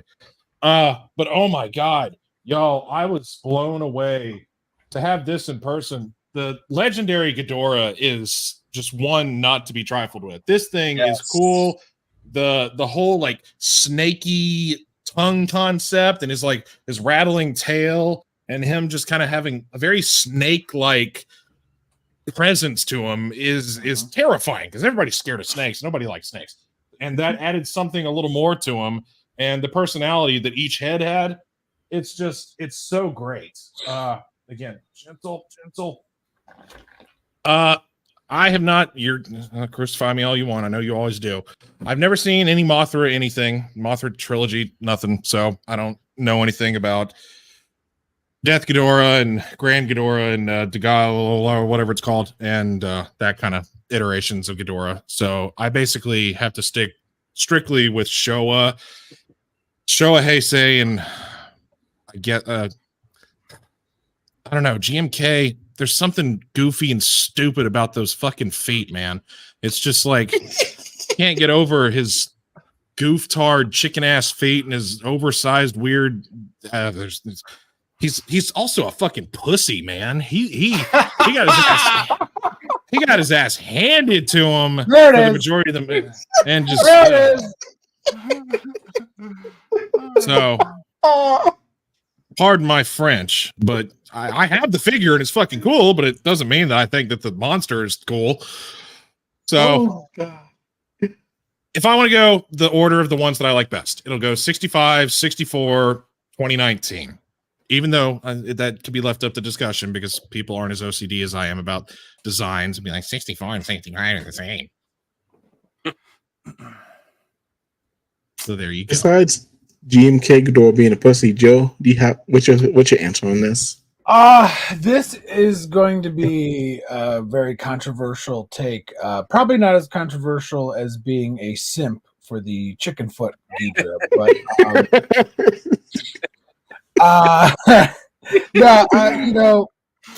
I personally think the best version of Ghidorah that we've ever got, it's not my favorite, but the best version that we've got is the Planet Eater Ghidorah. Oh shit! Oh, from whatever the anime movies. The horrendous Polygon trilogy. So hang on, hear me out, because that isn't actually Ghidorah. Ghidorah's true form is sleeping in the void. It is a manifestation of Ghidorah's consciousness, where Ghidorah is truly like the destroyer of worlds, king of terror, all of that stuff. And that's what I think Ghidorah should always be. Yeah. And that's why I think it's the best. Have you seen the I'm being serious, Eric. Like I am. It's similar to Galactus, where that's not his true form. That is just a manifestation of his will and consciousness. And I think that's interesting. Ghidorah, I've come to bargain. No, but I honestly, like, if I had to, I would say I think that I really do actually like that concept from Planet Eater. But if I'm being serious, I think the MonsterVerse Ghidorah comes the closest we've gotten since probably 64 and Rebirth of Mothra 3 to Ghidorah being like an uber threat. The only reason why I won't give it to Showa Ghidorah is because Showa Ghidorah does not just mean from 64. It means from 64 and 65, and as well as Destroy All Monsters and unfortunately Gigan, right? And Yeah, his powers seem to be cannon fodder in certain movies, where I personally think that Ghidorah was built up like and I still to this day do not think we've gotten Ghidorah as the true representation of what he should have been. Even in King of the Monsters, I just think King of the Monsters did it the closest. It should be where it actually takes the likes of Godzilla, Mothra, Rodan, Kumonga, Kamacuras, Gorosaurus, like these 10 other monsters to defeat this guy. They didn't do shit. Godzilla and Gorosaurus are the only ones that did anything. That's what I'm saying. I'm saying that it should be. I'm not saying they did do it in Destroy All Monsters. I'm saying that it should. I thought you were saying like all the other. No, I'm saying that it should have been where there's a multitude of monsters, not 2, not 3, but like 5 or more that have to team up to take this guy down. And I think that that the Legendary just did it like just a little bit better than it came the closest. If Godzilla didn't if it didn't get beefed up by that nuclear explosion, it may not have gone the way that it went. Godzilla might have had to call. He got beefed up by a nuclear bomb at point blank range of current standards, as well as the power of Mothra. Right? Like that's true. Yeah, the Mothra power up was the one that really did it. So right. He had to go burning in order to defeat him, and yeah, it could. Sorry, go ahead. No, I interrupt too much. I need to be better about that. I was just gonna say, like, that's my biggest complaint about the MonsterVerse, and we'll get there in a minute. But I have to say that I think the MonsterVerse may have done it just a smidge better in their presentation in the movie. Yes. Now, what takes away from it, though, is Michael Dougherty opening his stupid freaking mouth saying, "Oh yeah, Godzilla and Ghidorah fought before. Godzilla won." Why? Then what's the point? He's not a threat. Why does people have to have that, oh, Godzilla and Ghidorah fought before. Okay, cool. Would have been really cool if Ghidorah was the one that killed Dagon. If Ghidorah was the one that killed the remaining Godzilla species, that's why Godzilla's alone or whatever. You know what I mean? Like something. But it's just, I don't know. No, you make a lot of you on that. Make many valid points. I'm going to put these big boys up before I accidentally turn around and knock them over. I don't want to do that live. Well, before we go to the next question, I do want to answer Leslie's question. He put this in a while ago. What does Mecha King Ghidorah rank in this? I'm seriously curious. Jordan, I already know what the fuck your answer is gonna be, so you ain't gotta go. But for me, I think I'll put him 4th or 5th, probably 5th. Eric, He's low. He's low. Yeah. I'll just say that. I would have to go through it and everything, but I mean, they just plastered. I mean, don't get me wrong. Like when I first saw it, I was like, "Holy crap!" Like it's Mecha King Ghidorah and everything. But like, if you think about it, with all the other Ghidorahs, like 64, Monsterverse, Grand King, Death Ghidorah, Mecha 91, whatever. Like those are. I think that's probably my ranking if I were just to quickly just shoot them out. You forgot about Kaiser. Yeah, that's on purpose. Just saying. Honestly, Mecha's pretty low. Even though I love the design of Mecha Ghidorah and I love the design of the 91 Ghidorah,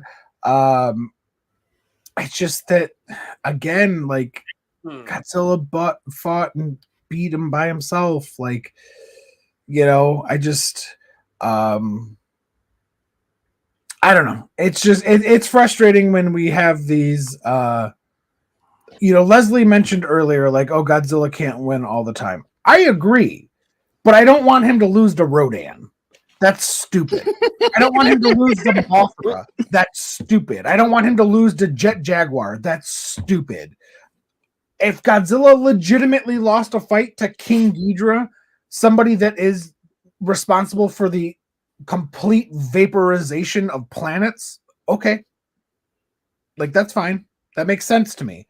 Yeah. If Godzilla were to lose a fight Justifiable. against Space Godzilla, his cosmic evil doppelganger / evil brother that has all the powers of him and then some, okay, that's fine. Makes sense. But it just, I'm sorry. Mecha has an awesome design, but like, unfortunately, like so many of the Ghidorahs, just not hitting the potential.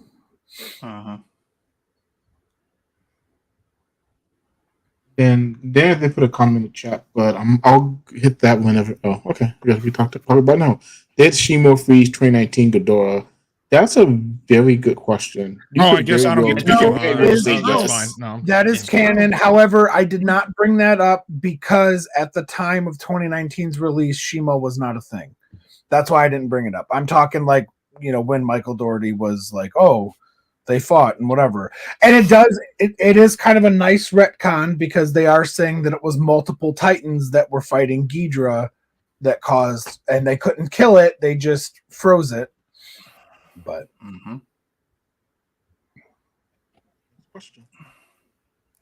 so I don't care about King Ghidorah either. So there's my opinion. Yeah, we know, Simpson. We didn't? Yes, we did. Shut up. Next. Why is the video skipping? I don't know. That'd be crazy too. But could any of the protagonists have defeated Ghidorah on their own? Joe, you kind of touched on this a second ago, so I'll let you take this one first. all right. No. Answer and not get. No, I mean, have to I agree. I don't see Mothra larva. Hell no! That's just not. I think Rodan maybe could have put up a fight because of his speed, but no. And this again, we're talking the very first introduction of Ghidorah, where it did take 3 monsters to beat him.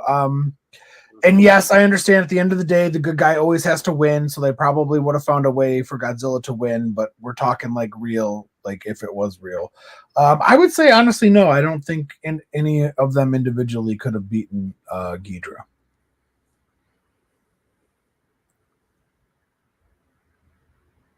I have to agree, Joe. Really, because especially with this version of King Ghidorah, especially Godzilla in this form, he just lost to Mothra. He wasn't beating King Ghidorah.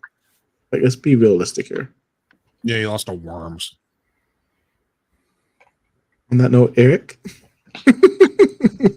Obviously no. Obviously it took the 3 to do it. You take one of those away or you repurpose them and you say even a tag team with, Godzilla and Rodan. I don't even know if they could have done it. Now, granted, I know what some people are going to say. I know what you're going to say because of the next one. I get it. But there was other factors into that with the brain waves going on and everything. Yep. Who knows? You have to kind of yeah, right. So yeah, there was other things going on in 65 that maybe could have disoriented him, and just he wasn't all there. Who knows? But honestly, me and Joe were talking about this actually, and he had brought up a point. Since he's already done, I'm going to bring it up for him. That honestly, at the end of the day, was it Godzilla and Rodan beating Ghidorah, or was it Ghidorah flying away and beating Godzilla and Rodan because you never saw them again? So really, because obviously Rodan doesn't live underwater. Yeah. Where was he? And stuff like that. So obviously Godzilla maybe have survived, but Ghidorah was still around. He still survived. He just, left and everything. So, I don't think individually, like if it was one-on-one, there's absolutely no way that either of them or any of them could have taken him out, because each time Ghidorah was around, it was always Godzilla and somebody else helping to defeat him in general. So it was never, and even, I mean, we didn't get that until 91, and stuff like that. And then Godzilla beat him, but that was one of, Godzilla's most powerful forms. But then again, you could say that with Ghidorah, honestly, but then Ghidorah comes back and then obviously beats Godzilla being mechanized and everything. So, it's just personal interpretation, I guess. Well, you ain't wrong. Every time that there was a situation, of course, Mothra larva, hell no. Are you kidding me? That little itty bitty, teeny weeny spiderweb spitting little fucker was not going to beat Ghidorah. So that, I mean, she had the heart of gold and she went in strong, and that's the only thing that really rallied Godzilla and Rodan together. It made their hearts grow 3 sizes that day, and they came to help assist. But every single time, it had to be the power of 2. Now, granted, I will say, because we were discussing this in the previous fights, Rodan was getting some good licks in, and as Joe, Eric, if I'm not mistaken, you mentioned the whole 360 nosedive, bam, that was impressive, and that knocked Ghidorah on his double-tailed ass. And he might have had a fighting chance, since they had similar. I mean, they could both in the air. They could do stuff in the air. Yep.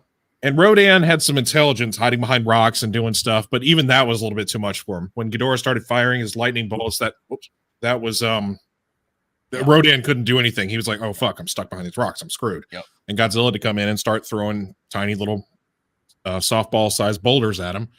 But individually, no, especially this goofy ass iteration of Godzilla. And whoever mentioned that he lost to a big ass moth and 2 turd worms. So he wasn't gonna fight Ghidorah and win on his own, because also the hype and buildup of how powerful this monster is, and it being his first film, they had to give him the advantage and make it seem like he was a huge threat, and have multiple monsters come in to save the day with the power of friendship, as Nathaniel said. Rodan? Yeah, no, I'm gonna have to piggyback a little bit off of everybody here. There is absolutely no chance, as much as it pains most Godzilla fans that do want Godzilla to always be the ultimate winner. But this Ghidorah was just he need it every time, and we've seen it.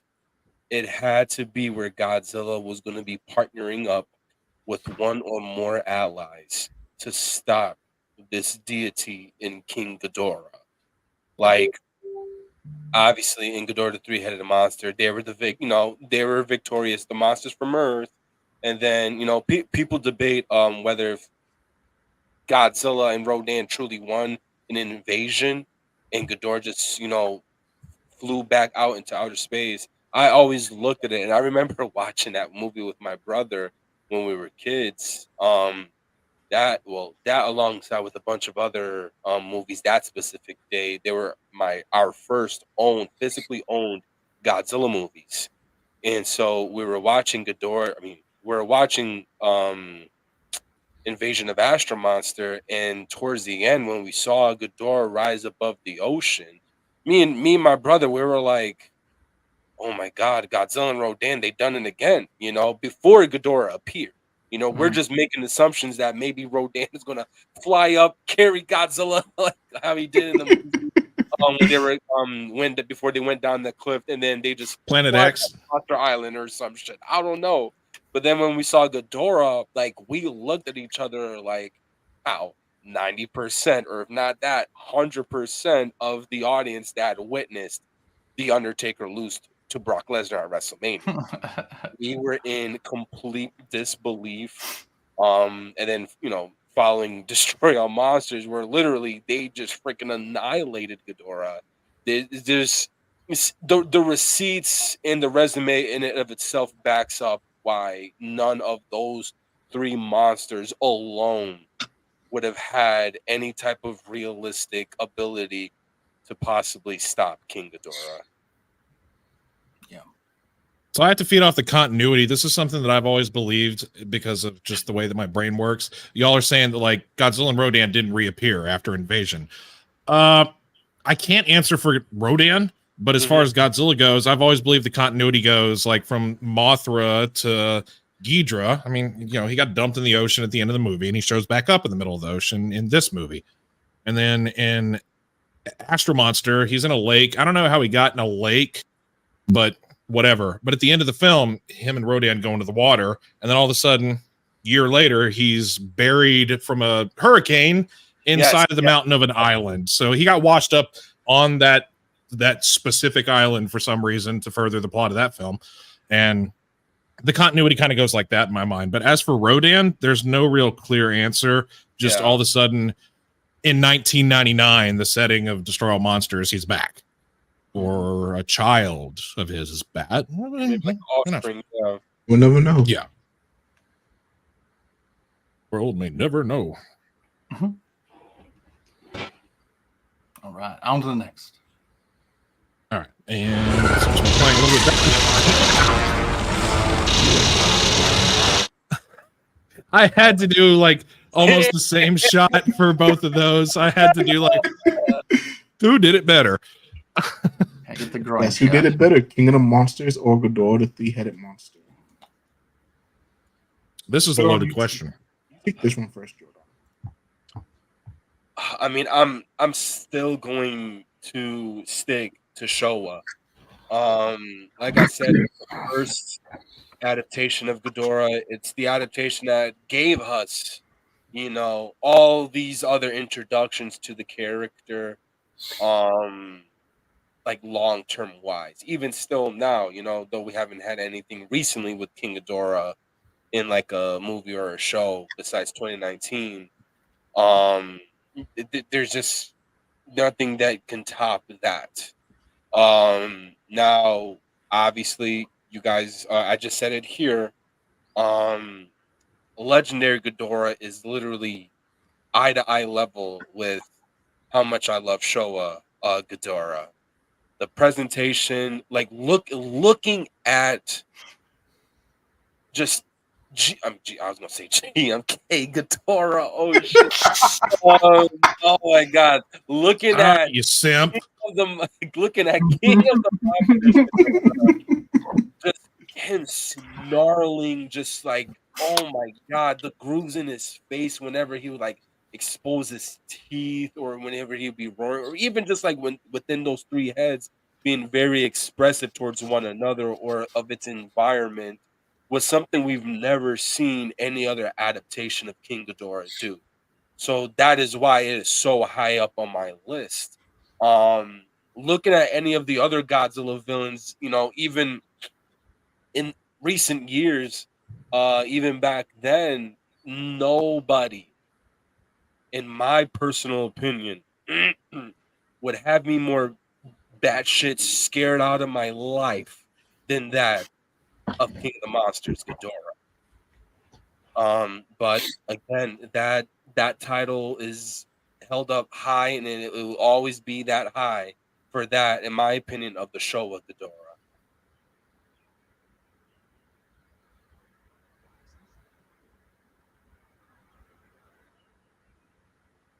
Samson. Oh, you were like, I don't think anybody heard what you said. You were too far away. Again, that's a loaded question because it kind of varies on what you like and also what you appreciate, because also the generation that you grew up in. I grew up with this wonderful film as one of my starting points during my journey through Godzilla. And you have to appreciate the classics. You have to appreciate the origin, where it came from, and all that stuff. King of the Monsters did a good job as a fan film with all the Easter eggs and the references and bringing back these classic kaiju that we know and love. And everybody's kind of saying the same thing. The 2019 Ghidorah, whatever you want to call it, he's a menace. He is one of the most powerful representations as Ghidorah being a true threat and a menace, and it's really great that they kind of gave him that power. But in terms of I got to give it to the OG because it's the classic. It's the one that I know and love, and it's the one that's probably the most quotable because of all the hilarious dubs. Just one of my favorite lines ever from the film is definitely when they're like, "Have you been down there this whole time?" And she goes, "I am not from this earth." It's like, what? What does that have to do with anything? Her line, it's fun, it's classic, and it's great. And it's as Joe said, it's the original crossover. It's one of the first original crossovers of our time.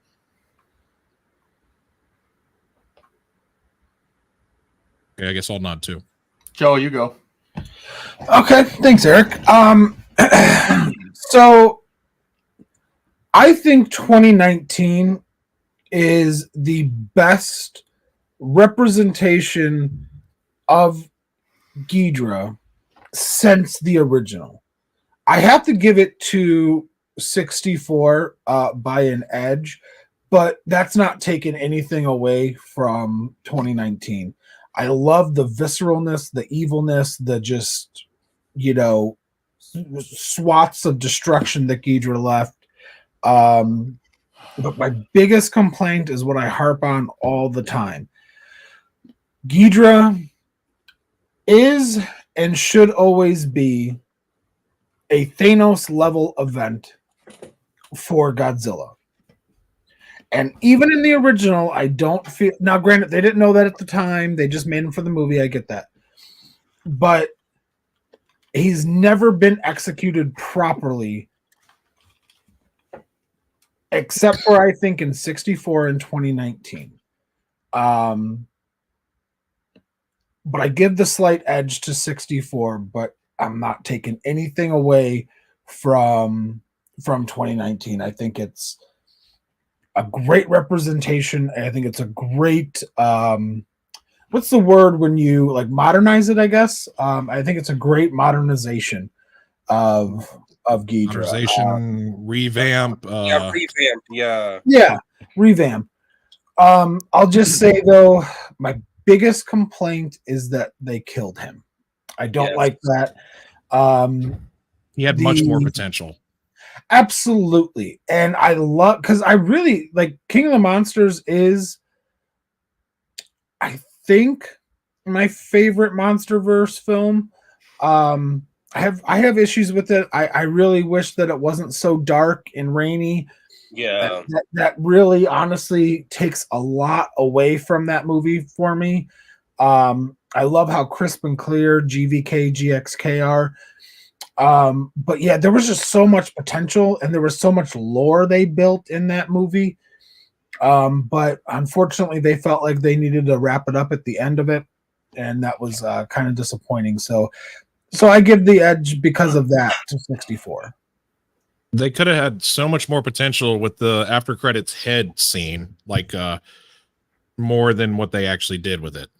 Absolutely. Like personally, I think that they could have had 2019 end with Ghidorah fleeing.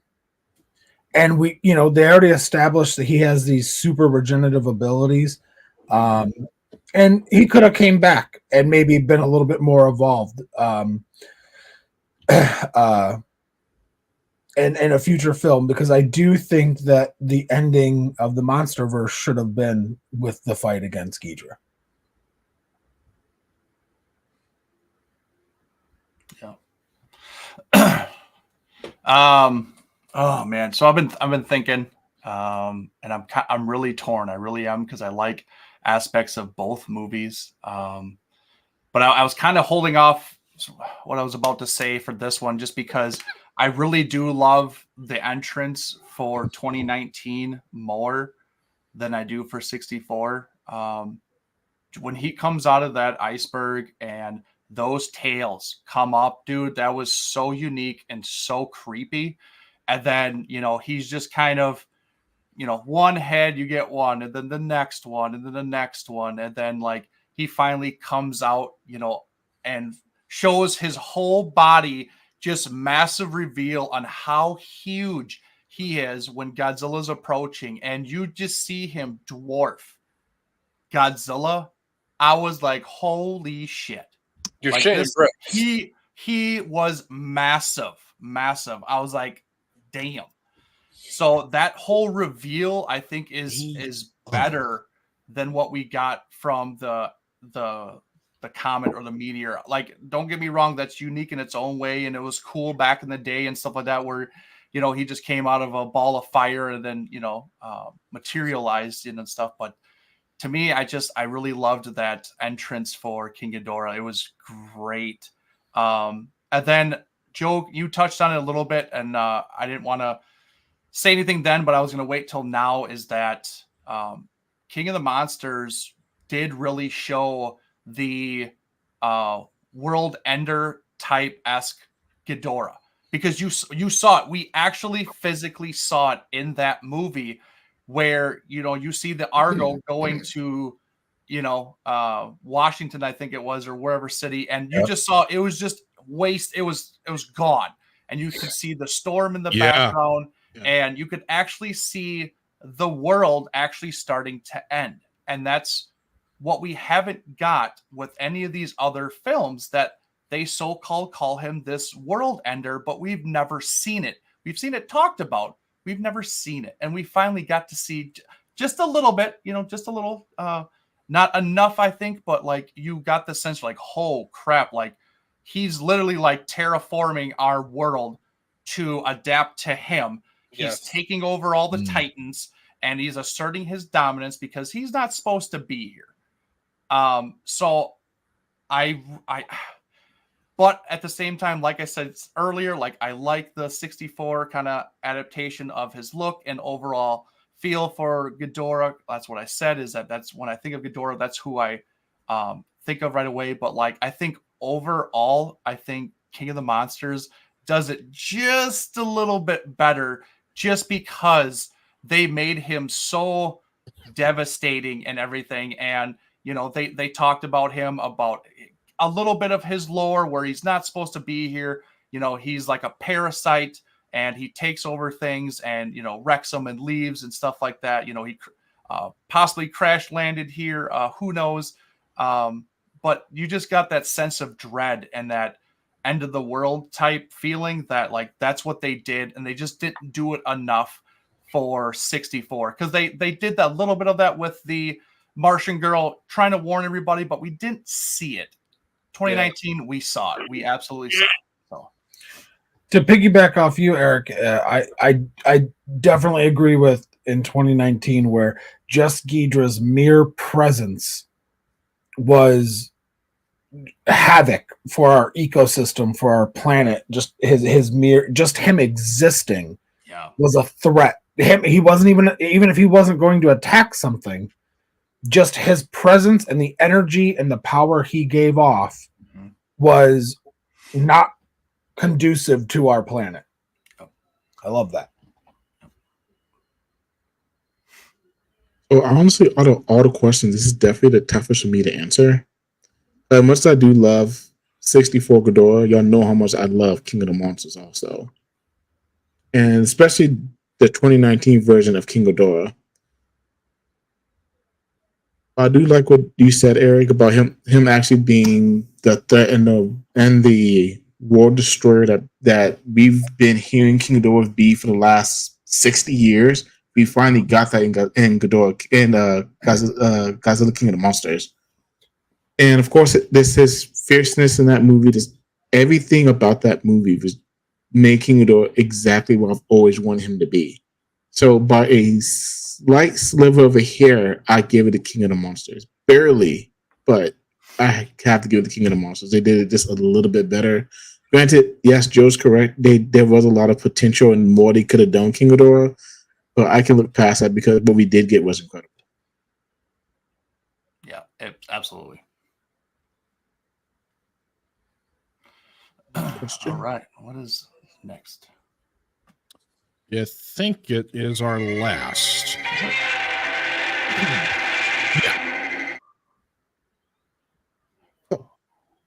How impactful was the turn for Godzilla and Rodan from heel to babyface? Eric, Now, can you that take turn this of one phrase first? that confused the hell out of me when you told me to type that. I didn't know what that meant. I've never heard that phrase before, so that's why I was confused as hell. I was like, "What are you telling me to type?" I don't Well, understand. it's because Yeah, it's a wrestling term. You know, if Yeah. you don't watch wrestling, Oh, that's that's exactly what it is. okay. Babyface is a good guy. Heel is a bad guy. That's what it is. And I get what you were asking. It's basically because the start of the movie, Rodan and Godzilla are evil. They're bad. Like they're not friends. They're not friends of humanity. They're none of that. You know, they're existing, and then they run into each other. You know, and then they don't like each other. It's almost like territorial animals and stuff like that, trying to beat each other out of, you know, getting out of their area or off their world, whatever. You know, and obviously they have to tag up and defeat this bigger foe that has come to threaten their existence or their world that they live on and stuff like that. So they went from the heel, the bad guy, to turning babyface, the good guys, because then they had to save the world. And honestly, like after that, like Godzilla was good the remainder of the series. Like he was the hero. Like after that turn, he was the good guy for everything else. So like it was kind of a big deal, honestly. Like it was obviously the introduction to Ghidorah, you know, obviously bringing this big foe into the Godzilla verse. You know, to me, like I stated, this is the number one foe for Godzilla. I don't think there's Mechagodzilla is probably number two. But I think as in like Nemesis villain, like the yin to the yang for a hero, Ghidorah is that to Godzilla. So this is a big movie, but also on the flip side, this was the film that Godzilla finally turned hero in a sense where he actually fought to save the humans, to save the world. So it was actually a big deal. And like I said, after that, he was a good guy throughout the rest of the Showa series and everything. So, yeah, it was kind of a monumental deal that it actually happened. Yeah. Sure. Yeah, I mean, I agree. It was definitely a big deal. It was a monumental shift having Godzilla go from the villain or evil force of nature to, you know, the good guy, the superhero in later Showa films. I'll say this, I am more of a fan of a neutral or evil Godzilla. I don't necessarily like him being the superhero as much as like the neutral force that, yeah, I'm going to fight this guy and I'm going to save you guys, but don't think that I'm your friend. Yep. He's just a threat to my territory. Yep. Like that's what I like. Or vengeance. Yeah, like, you know, or even something where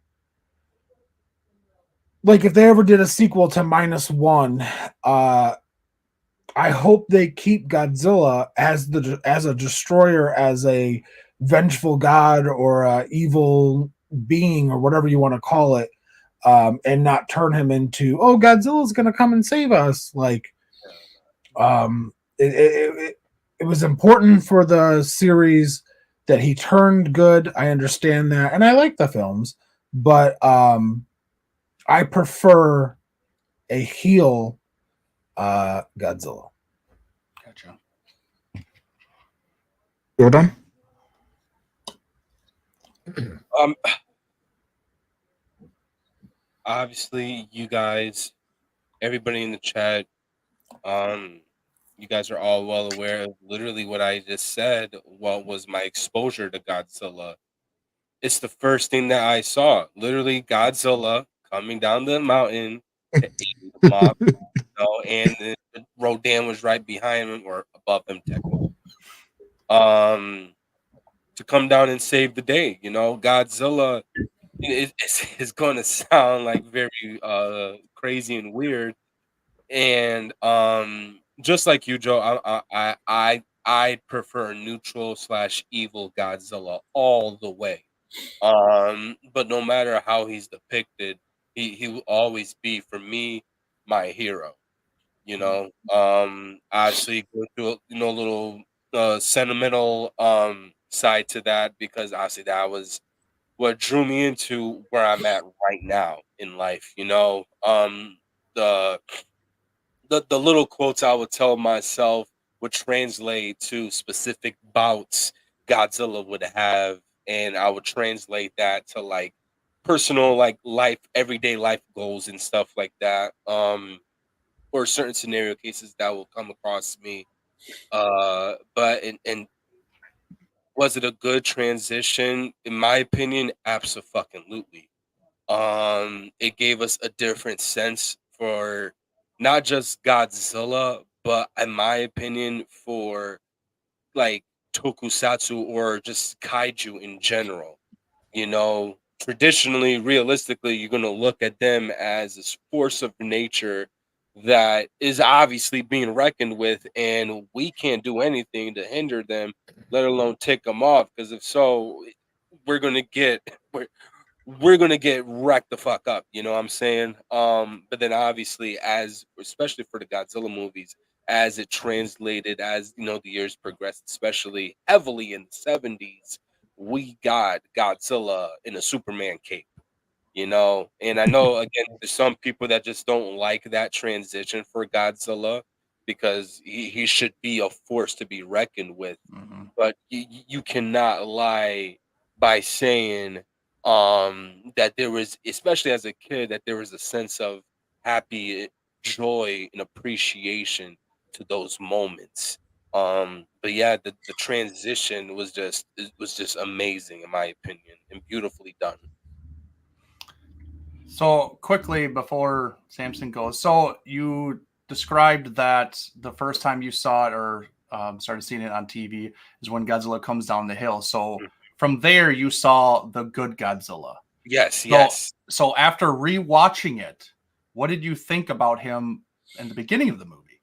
It was just like watching any other Godzilla movie, because like I said, that entire day was a Godzilla marathon. So like shortly after that, I saw I saw Mothra versus Godzilla, then Ebra Horror of the Deep, King Kong versus Godzilla, which was the root to why I absolutely hate King Kong.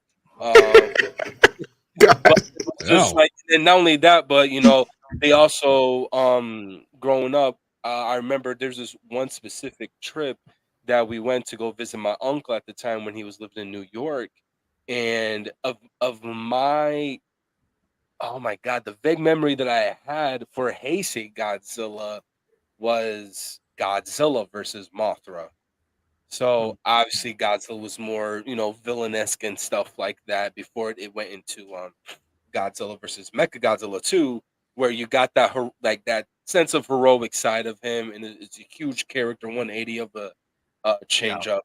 But it didn't bother me, you know. It was just like, and mind you, when I rewatched it, I went out. I remember I was with my grandmother one summer to FYE and Samson. That collection that you showed us of that DVD box set, that's the exact box set that I got. And so, watching or seeing that they had Ghidorah, the three-headed monster, available, rewatching it, because for the longest I was in search of, before purchasing that box set, I was in search for the movie that got me into this fandom, but I just didn't know what the name of it was.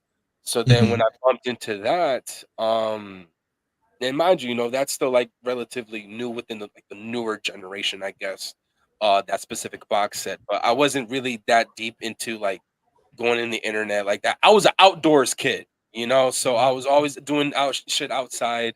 But when I came across that and watched that movie and like re-seeing that scene where he's walking down eating Mothra, I'm like, this is the movie. Holy shit. No, so like I didn't even look at it as, oh, so Godzilla was a villain in the beginning of the movie, and then he transitioned into the Yeah. bad, or into the good Mhm. guy. I looked at it as like a job well done, mission success. I'm fucking happy as fuck, you know. So it didn't change my mind whatsoever. And like I said, even if he is depicted as the villain or just like a mutual entity, I to me he was still the hero. Yeah. You know, I remember going into -1 with Michelle, and obviously phenomenal movie. Um, even throughout the entire scene where he's like, you know, going batshit crazy, I felt like I was the only one rooting for him. I'm like, yes, kill these motherfuckers! Like, it sounds so sadistic, and people are like, "Yo, this kid got problems," but Yeah. it was Right. just like I didn't care, you know, because I had so much fun, you know. And then obviously seeing the transition into especially for Toho's sake, from Shin Godzilla to -1, where it was more a classic remake of the original Godzilla movies, was just like, oh my god. But yeah, that again, I loved the transition from Godzilla turning heel to babyface. Now we just need to see him, not that I want this anytime soon, we need to see him dethrone Cody Rhodes so that he could be undisputed champion. Oh God. God. Oh God. On that note, Samson. Yeah, I absolutely was. I mean, as we've all said, it paved the way for what the rest of the franchise was going to be, for the Showa era, I should say. Yeah. And I keep saying it, I'm never not going to say it. The goofy, heroic movies are my favorites, the 70s especially. And for it to change, to take this twist, it also gave children something to look up to in Yes. Japan. So Mhm. that was a big deal, because I don't know if Toho did it on purpose, but the marketing towards kids that might have made the sales bigger, that might have made the franchise. I don't know. Who knows? But it seemed to go well with the kids, and it helped pave the way for the Ultraman when that came out. So we have that kind of tokusatsu and stuff like that. But for as far as the Godzilla franchise goes, I love it. It just it warms my heart to see Godzilla be the hero. I like that variant of Godzilla. So I'm kind of the opposite of you two. But I like that. I like the hero Godzilla. I like the Superman. If a cape is the only thing that he was fucking missing. So other than that, yeah. I like my Godzilla to be the one that people look up to. But also, I can't dispute that villain Godzilla is not great. -1, phenomenal film. Original Godzilla. I mean, he is a threat. He's a giant radioactive dinosaur. That's going to be a threat, even if he is good. Even if he is just protecting his territory, that's still like, oh shit, here comes Godzilla. In every show of movie after this one, they still are like, oh crap, here he comes. It's like, here's a giant radioactive lizard that's bigger than most of our buildings. So it's a problem. Even if he is here to save the day, he's still going to cause a lot of problems and destruction. So I didn't have a problem with it at all. Can any fan say that they do? Would any fan say, what if they never did make Godzilla a hero? Yeah. You think that the franchise would have carried this far? Because I know when we come back to Heisei, he's the neutral. Yes. He's the neutral one. Mhm. But yeah, my big happy goofy ass likes the hero Godzilla. That was every Japanese kids in the 70s. That was their version of Barney. Mhm.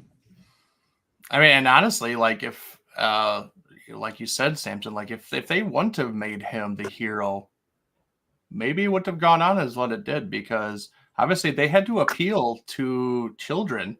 And what do kids like the most? Superheroes or heroes in general. Like Yep.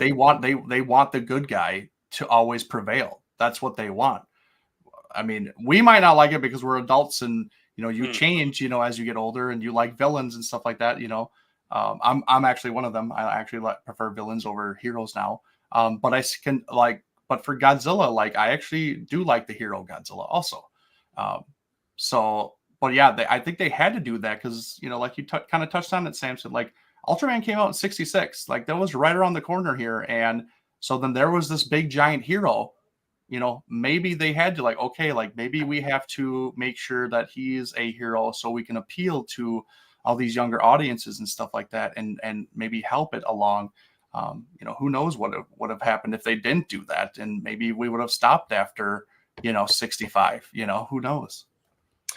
The 65 was Go ahead, Samson. 65 was kind of a relatively serious story in terms of Godzilla was still neutral. Like they still feared him. And then for the remainder of the movie, of course, he was controlled and he was destroying the city along with Rodan and Ghidorah. So he was basically the villain, but then he comes back around at the very end and he's the hero again. But, yeah, I mean, we'll never know, but I'm glad that we went in the direction that we did and got what we got, because yay, Godzilla. To piggyback off what you said, Eric, when I was a kid, I did not want Godzilla to lose. I wanted him to come in and save the day against anybody and everybody. But now that I'm 35 years old, I'm like, it's actually more interesting if there's a sense of dread, or if there's a sense of turmoil, and you're not sure if the hero's going to make it, like that obstacle for him to overcome. Mm-hmm. And one of my favorite superhero movies is Infinity War, for the reason Thanos wins. It's such a you just don't see that, and I definitely, as an adult, I want to see.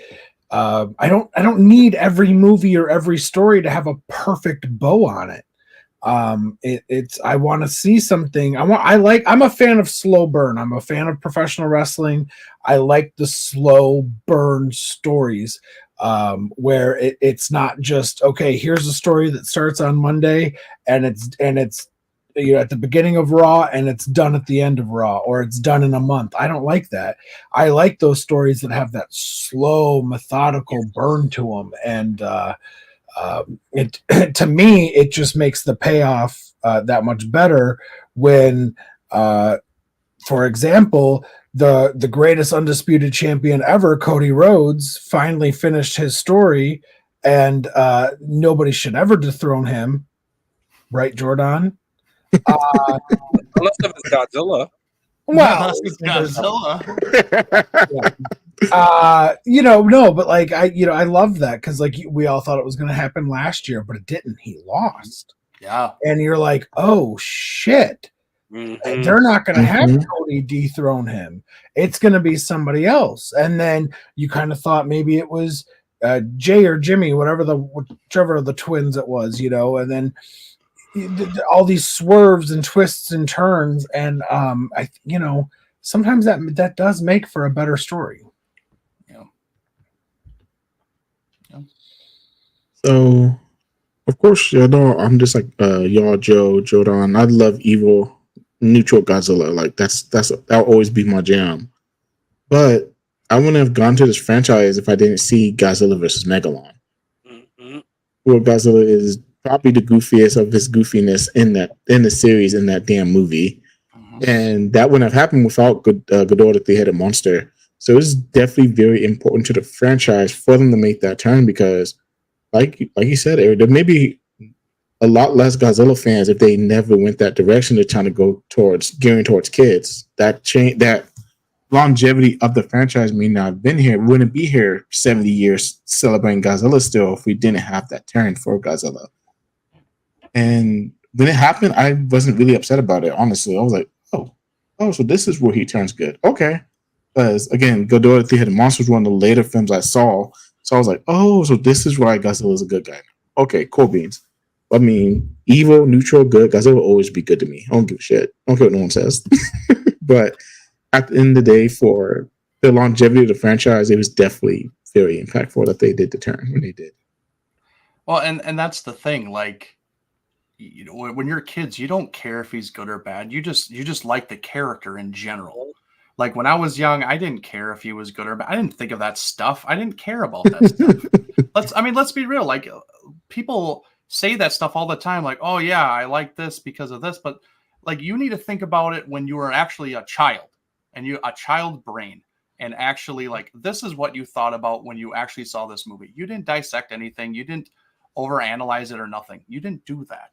You know, you were there for a good time, for action, for kaiju on kaiju, fighting and destruction. That's what you were there for. I didn't care. Like I said, my first two films were 84 or 85 technically, or 64, Mothra versus Godzilla. Both of them he's bad in, but I didn't care. I still loved it, you know? But as I grew up, I really latched on to the hero Godzilla overall. But, you know, as the time went on, Heisei, loved the Heisei series. Yeah, he's neutral and stuff like that. And yeah, he kind of saves, you know, the human race and stuff like that. But he still doesn't give a shit about the human race at the same time. And that's fine.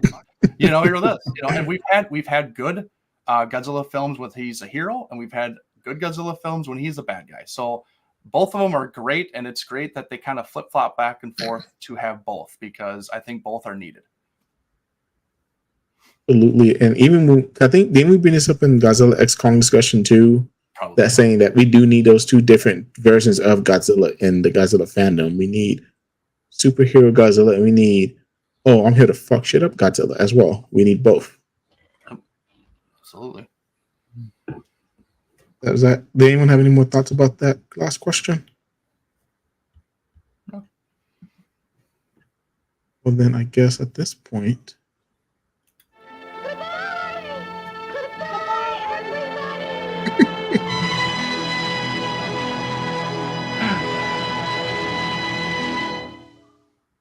Yep, that was just the wrap for final thoughts pretty much here now.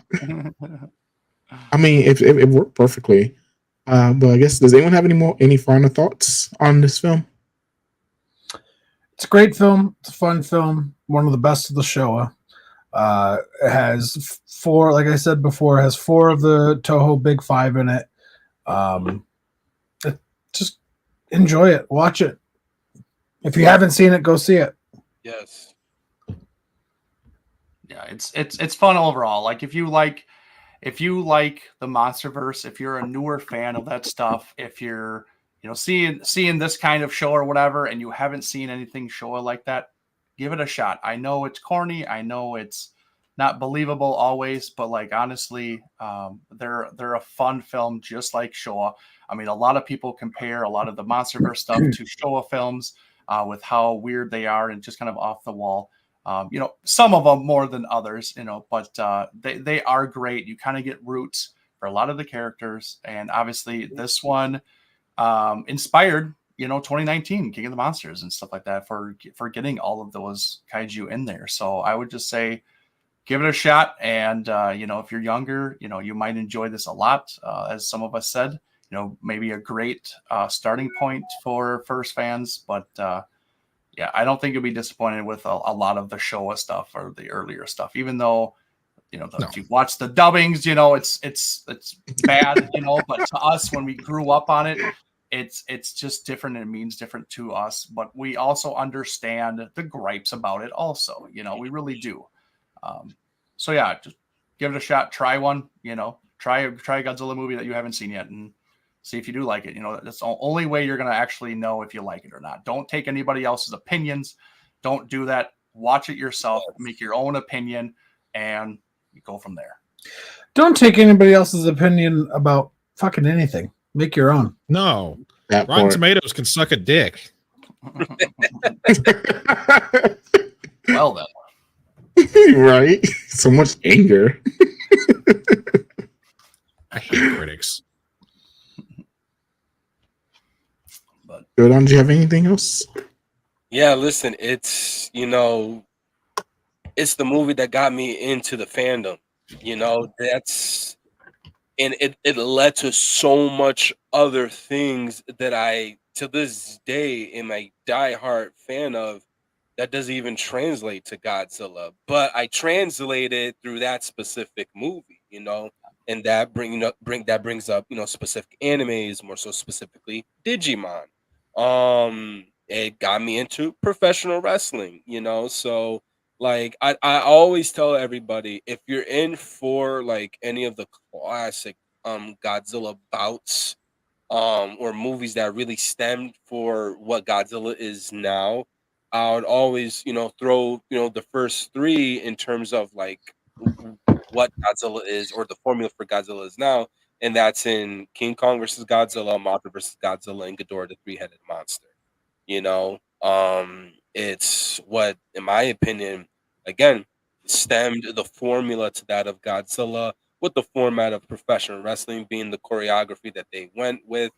But yeah, watch it if you have not watched it. You would be in a fucking roller coaster of a ride, in my opinion. You will get to see literally Godzilla transitioning from, villain to hero, great character development on behalf of also Rodan as well in a sense. And now it's the first movie that brings the nemesis, the rival to Godzilla in that of King Ghidorah. So yes. yep. Well, to feed off of all that, I don't know if this is something we want to seriously consider at some point tonight, because I mentioned it to you guys. Even if it's not the greatest quality looking one, I can and would be absolutely willing to host a movie night of the dubbed DVD of said film. Like we're saying, everybody see it, watch it, enjoy it. Yeah. We haven't done something like that yet on this channel, and I'd be even if it's not the greatest looking one, you can still see it and hear it and understand why we're saying everything that we just said in the past 2.5 hours. Absolutely. Are you saying on Twitch, Sammy? On our Monsters with Attitude Twitch, not mine, because I do that a lot of mine. I think that hosting a Godzilla watching party would be a fun time for ours. Absolutely.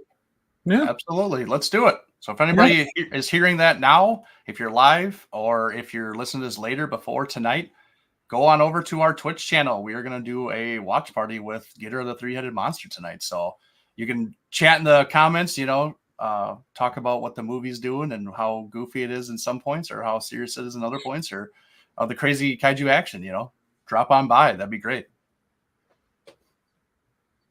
Absolutely. So I guess that's our first shameless self-promotion. Oh yeah. The shameless plug there. Yeah. Jordan, you got anything to plug before we get out of here? Yeah, you already know it's your boy Jordan, the Don Adorno, and if you did not know, I have a YouTube channel. It is The Realist Goji Fan. You guys can go ahead and check it out. I also have TikTok under the same name as well as IG. If not that, you guys can obviously, find me at MWA Monsters with Attitudes Facebook group. And so, yeah. Nice and done. Jojo? I have my own YouTube channel, Married to Kaiju, where I am the rudest critic way. You will see Godzilla, Power Rangers, Tokusatsu, anime, and other collectibles reviewed, unboxed, and ultimately collected. I say rudest critic way because I don't edit, I don't know how to edit, and I don't have the time to learn how to edit. So what you see is what you get. I do all my videos in one take, but I got a lot of cool shit, so check me out. Also, obviously, all the Monsters with Attitude socials, YouTube, Twitter, Instagram, Facebook, Twitch. Do we have anything else? X. X. I said Twitter. Twitter. Yeah, X. the platform formerly known as Twitter. But yeah, and also, so we're doing a giveaway this month, guys. It's a 500 subscriber celebration. Thank you guys all so much for all the love and support. Numbers have really exploded both on our Facebook group and our YouTube channel. The only thing you need to do to win is subscribe to our YouTube channel and be a member of our Facebook group. And that's it. We will draw your name. And if you are a member of both, you get one of 10, 12 prizes? Like that? Yeah, we're giving away a lot of shit. Godzilla -1 IMAX poster, GXK theater poster, SHMA, SH Monster Arts, Godzilla 72. We have the what's it? The Jada. Jada, thank Jada. you. The Jada remote control Godzilla Evolved. We have kits. We have Sofubi, right? I mean, it's. Do we have an X Plus? X Plus kit, yeah. The red sword. X Plus kit. Yeah, Like the red it's sword, ridiculous, yeah. and literally all of this is free. We are even going to pay the shipping.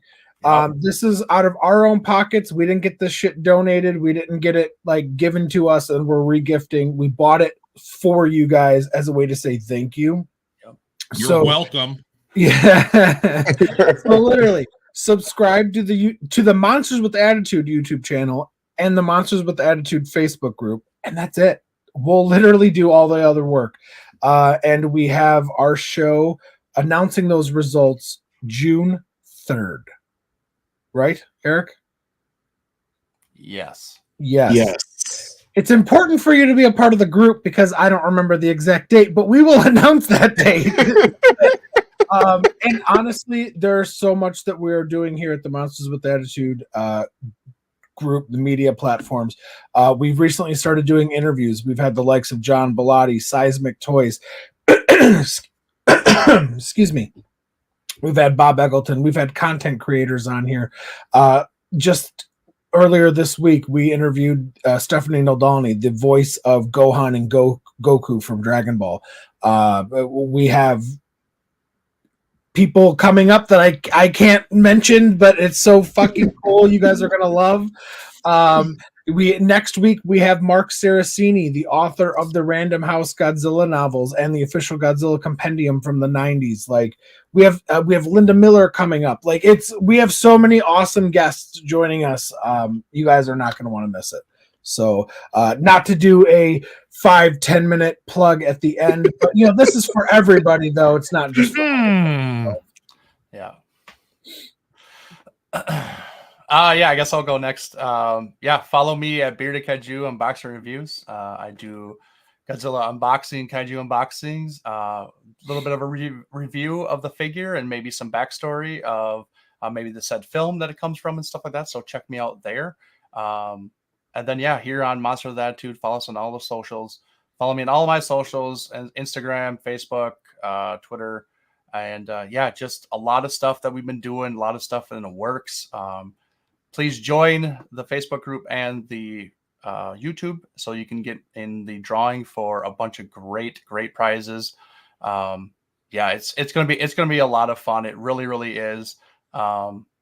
I hope to see everybody there and new faces, and it's been great. It's been great building the community and stuff like that, and it's gonna be a lot of fun. Like Joe said, lots of interviews coming up, lots of big names coming up that we can't say yet, but it's a lot of good stuff. Yeah, and we've done interviews now for the past several weeks. Joe named a couple off. We've done Seismic Toys with their new Gomez figure coming out. We've done Titanic Creations with their new Younguri figure coming out. We've talked to illustrators like a Dope Pope who was responsible for making the design of Tiamat from Godzilla X Kong.